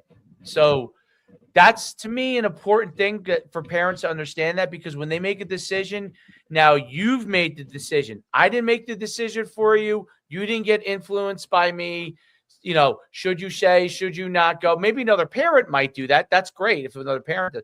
But I'm not going to influence you that way. If you want to stay with us, we'd love to have you. If you don't want to stay with us, we want you to be the very best you could be somewhere else. And literally, nobody's upset about it. Like, you should do what you need to do, because I would do the same thing for my own kid. So you should do the same, and I try to, obviously, if I can, be loyal as long as possible in the place. If I'm being treated well, I would love to do that and stay there. But I can't say that I don't know that something isn't going to happen down the line. So I would never, because I don't want a parent to come back and say, you told me to stay here and this would happen and it didn't happen. Nope. I can't. Not doing it. I'm not going to do it. If you stay here, you know what we do. And you know how we're going to handle the kids, and you know what you can know what to expect. If you choose to go somewhere else, then you should do that, because that's up to you. But listen, and if you turned around and said, I want to come back, I'm always doors always open to a conversation. Come back, dude. Like, nobody's mad. Nobody like I think people are shocked by that, because in today's world, because they think like you hold a grudge, or you're, you know what I mean? Like, and ultimately, what does that do? Hurts the kid. And is that right? Like, or is it, hey, you thought it was something, grass ain't always greener, to take that with you the rest of your life, like, and to understand that, right? Which is a huge learning experience for some of these guys. Or sometimes it's just, look, sometimes it's not even the kid making a decision. It might be somebody else, like, telling them what to do, and they, hey, okay, like, maybe not, you know what I mean? Like, maybe that's not a thing. All right, well, let's figure it out. Absolutely. And that, I think that helps everybody along on their ride. And I noticed when people don't do that, things start to happen negatively, meaning, when I guys that I'm friends with, I see them promise somebody something, and I'm like, don't promise somebody, dude. You don't know what's going to happen. What happens if next year the greatest athlete you've ever seen walks into your lap? Are you not going to play him? Right. But you know what I'm saying? Like experience would tell me that I can't promise those things, because I don't know who's going to join my team or not join my team. I don't know, like, next year, or what circumstances are going to come. You know what I mean? Like, there's a lot of outside stuff that just is what it is. Yeah. And if I am set on something, let's say, like when someone's like, oh, let's say they say, oh, is your son going to stay at quarterback? Well, I tell him I have no reason to not have him at quarterback right now. He's shown me that he can do it. He wants to do it, and he's been good. And I thought his point on the quarterback thing, I never really thought about it that way before. But the truth is, when you are with if he's a good enough player, look, if your kid has no athletic ability, that's different.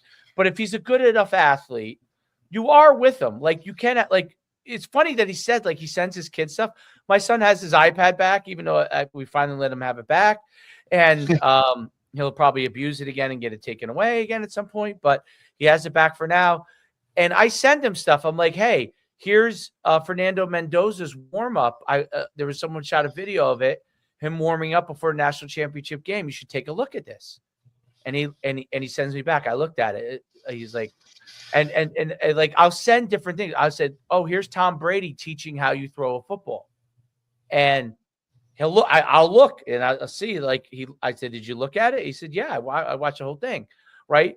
But I try to only give him stuff that I think he might like. Like, it's got to be a little bit. Right. Like, you don't want to force feed something. No, listen, he's not. If I tell him to look at this video on cover 2, he ain't watching it. Okay. I mean, that ain't happening. But if I show him someone he admires, he'll watch. Right. Then he'll be all over it. He would delete it. He wouldn't tell me. He would just delete the thing I sent him on cover 2. He wouldn't even look. He would just, he would delete it. And but it's very I think his point on that is out. Like, you do spend a lot of time. So if your kid is a good enough athlete, there are some advantages at youth, and maybe even at high school, depending on what kind of high school you go to. I agree. College is where I think that is different, because he's definitely a man at that point. But it's a different relationship. Yeah. Deion's relationship, in my opinion, is very unique. He's an outlier. He's one of the greatest athletes of all time. His son happens to be someone that seems to work well in that manner. Just got announced to the Pro Bowl, actually. Yes, which is shocking. I don't know how that happened, but we understand what the Pro Bowl is now. This isn't Sean Taylor blasted punters anymore. No, this is like a show. But I do think that he listen, they did win with him at the quarterback. So you can't argue that. He's having a hard time winning without him there. I agree. So I think that is it's a different world from that standpoint. And I always say this, like everyone's like, oh, can it work in high school? Well, Brett Favre's father was his head coach in high school. Mm-hmm. And even though he ran the option, didn't let him throw, but he did, which is why he ended up at Southern Miss. But he did coach him. You know what I mean? Like, and so he didn't coach him in college, but he did coach him. And, Nick Saban's father did coach him all throughout youth, right? Mm-hmm. And Nick Saban played what position in youth? Quarterback, right? Now, it didn't, obviously, ultimately, he was a DB, but he was a quarterback. And that was one of the greatest stories that Nick Saban told. Like, his father was like, they were like, what play should we run here? And he was like, we're going to throw it to so-and-so in the corner in the end zone. Okay. He's the best athlete. They're like, okay, threw it. And that's what. I love that he brought that up because I'm a big believer in that. And it's something that's kind of like, you know what I mean? Like, I really definitely like when it comes down to it, it's not about plays, it's about players, 100%. It's so true. Like when people like in that playoff game, people are like, how come you end up going to this kid so many times? I in my mind, there was like 2 or 3 kids I could end up going to a lot. And the one kid was he just seemed on. And I was like, I ran other guys. You got to roll with that. And I rolled with it and I ended up rolling with a lot. And people were like, oh, you rolled with it to a fault. And I said, you know what? You can never roll with a guy playing great to a fault. I hate to say that for people to hear that. If a guy's on fire and you lose with the guy that's on fire, you did not make a mistake there. If you were rolling with the guy that's on fire and having a great game, and all of a sudden you got cute and lost the game, then people would really have a right to say, wait a minute, this guy ran for XYZ, was running for 200 yards, and you decide to go away from him, like, hey, that I don't think that's always, I think you got to go with the hot hands, or maybe it's 1 or 2 you have in a game. It's the same way we do it when it comes to tournaments, right? Like every quarterback gets reps, everybody does this, but look, come that fourth quarter or come that, when we go playoff time, look, who's ever the hot hand, like you're rocking and we're rolling and it's okay. Right. Like it's kind of just how we do it. And you believe us because that's fine. You know what? And if you don't understand, and if that's your prerogative, all right, cool. Like, sorry, but it is what it is. It is what it is. And in the long run, most people, I think, do understand it. But when they cut that bridge off, and then they go somewhere else and it doesn't work out, now be like, sorry, because you've burned the bridge that like was the only one that really would have like thrown you a life vest. But that's okay too, Dave. Like, because you know what I mean? Like, right. I'm okay with that situation, knowing that what we do and how we do it is the way we do it. You know what I mean? And it's worked, and the people that stick with it and don't.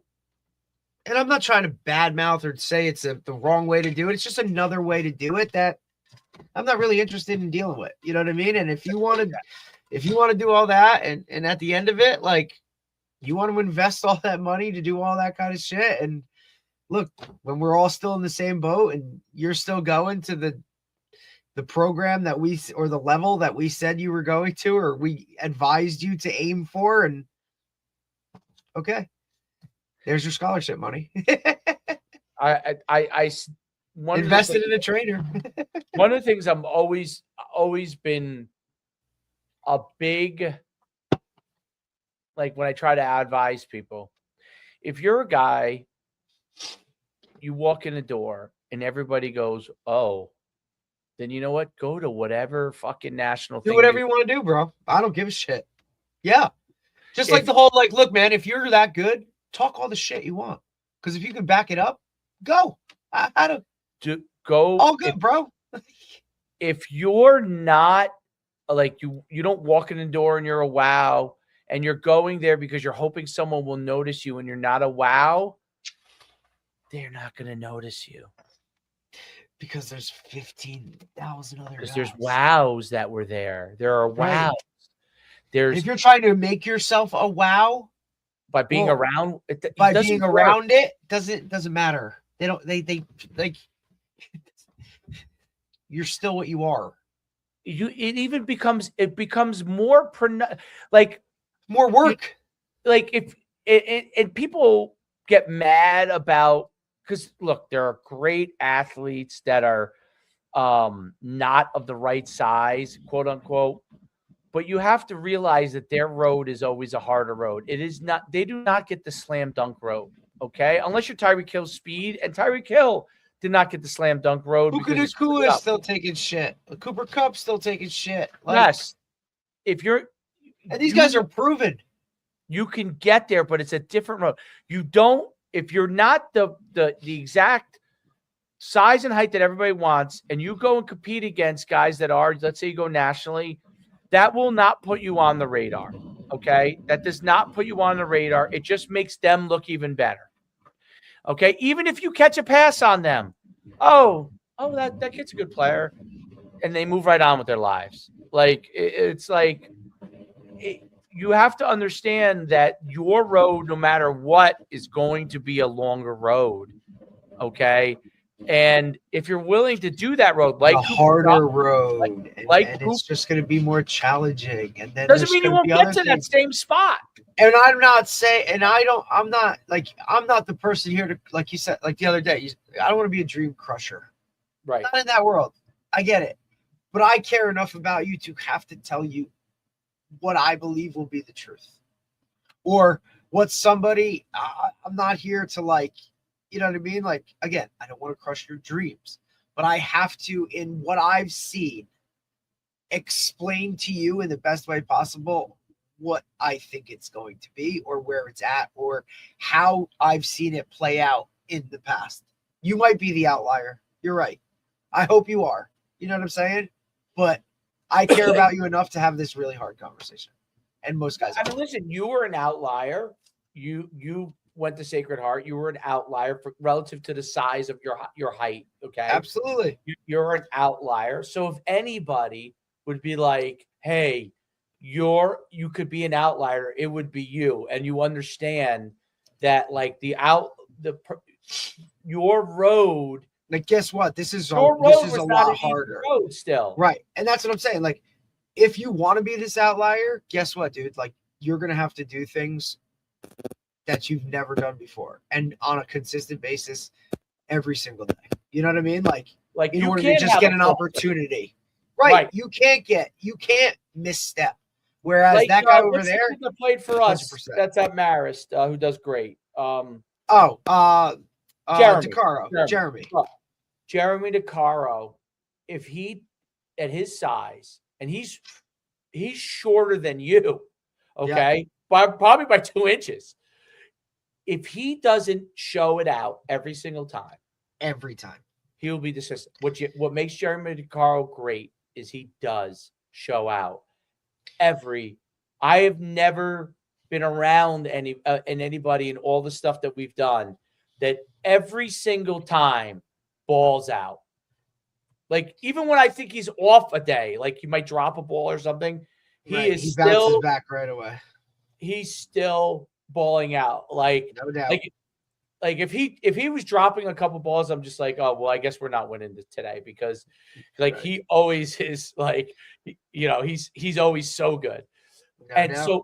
But he understands that. He understands that he has to show out every time he steps on the field. And he does. And that's why he plays, and that's why he has right. And he also does it the same, and he has the same approach, whether it's game day, 7-on-7, weight room. Like, those are your outliers. He's tough as nails. He has a great personality, but he's tough. Phenomenal. He's just like, when he goes and competes, I can't tell you how many times we would have to, and you know this too, I would have to tell the quarterback, I'm like, because we get a new quarterback usually every year or every 2 years. I'm like, just trust me. Dude, just throw it that way. Throw it there. He will catch it. Like, they're like, come on, he's so small. You're like, oh no. Promise you, buddy. He'll get and then they throw it there, and they're like, okay. They're like, oh, you guys you know what you're talking about. I'm like, no, I'm yeah, talking no about- shit. we saw him when he was 13 doing the same shit. He's been the Against same these height. kids. He's been the same height since he was 13. It's a hell of a player for him, man. He hasn't grown an inch since he was 13. It's the but- best. But like he was doing it like I remember when he caught the pass in the back of the end zone. We were at that remember COVID? We went all the way to like the semi. We should have been I don't know why we were in the championship round. All the games we won, but it was so screwed up that term. But we were in the semifinal round. He was catching these balls in the back of the end zone, and I was just like, "What the hell is he doing?" Like, You're like, where did he come from? this kid is insane. Like He's a and man. he's got a good vert and all those things. Like, I'm sure he has a 35. Yeah, he's got good numbers like that and all that kind of stuff. Yeah, he's fast. He's got, but it's just the playmaking ability. It's beyond the vert. It's beyond the, yes, he jumps pretty All of high. those things. It's like when you see it. So if he were to go to national tournaments, and he's my example, it would have zero effect on his recruiting. No one would look at him. He would catch 50 balls and no one would care. That's just the truth, right? So they were always smart how they approached it. They kept him. He kept getting better. He was playing great. They He would never send aimed out, for something bigger than what it was. and it all worked out. And he went to an FCS school, right? And he had to earn every penny of it. And But he he's did. playing. Yes. He. I mean, that's why, like, it's not that people shouldn't do those things. It's just that, like, if you're expecting something from it, it's a crazy, like, I'll give me your money and I'll go play scratchies for you. I think I can get you some money that way because I think I can help you. If you're walking around with a 6'5" kid, like I said, do whatever the fuck you want. Okay. Because yes, it will work in your favor if you walk down there at 6'5". So, it definitely will work in your favor. Like the tight end from the kid who was at Rutgers that you love from Long Island. KJ. Yeah. KJ wanted to, he walks in the door. He's 6'5". I think he just got ranked like the number 52 player in college football. I don't know how they kept him. Like, right. Some club calls him up, says, we'll fly you down to Florida. We'll fly you down here to Miami. You want to play for Raw for this year? Absolutely. Kid bets on himself. Boom. 100% should do it. 100% should do it because he walks in the door and people are like, oh, bang. You bring him over to FIU and they go, oh, it's like, and that's the deal. But anyway, let's go to bed. Or not you. Me. I'm going to bed. Hey, we're good. Tomorrow morning, Coach Cubic. 10 Perfect. a.m. You got it. All right, buddy. Have Talk a great to you tomorrow. night. Good job.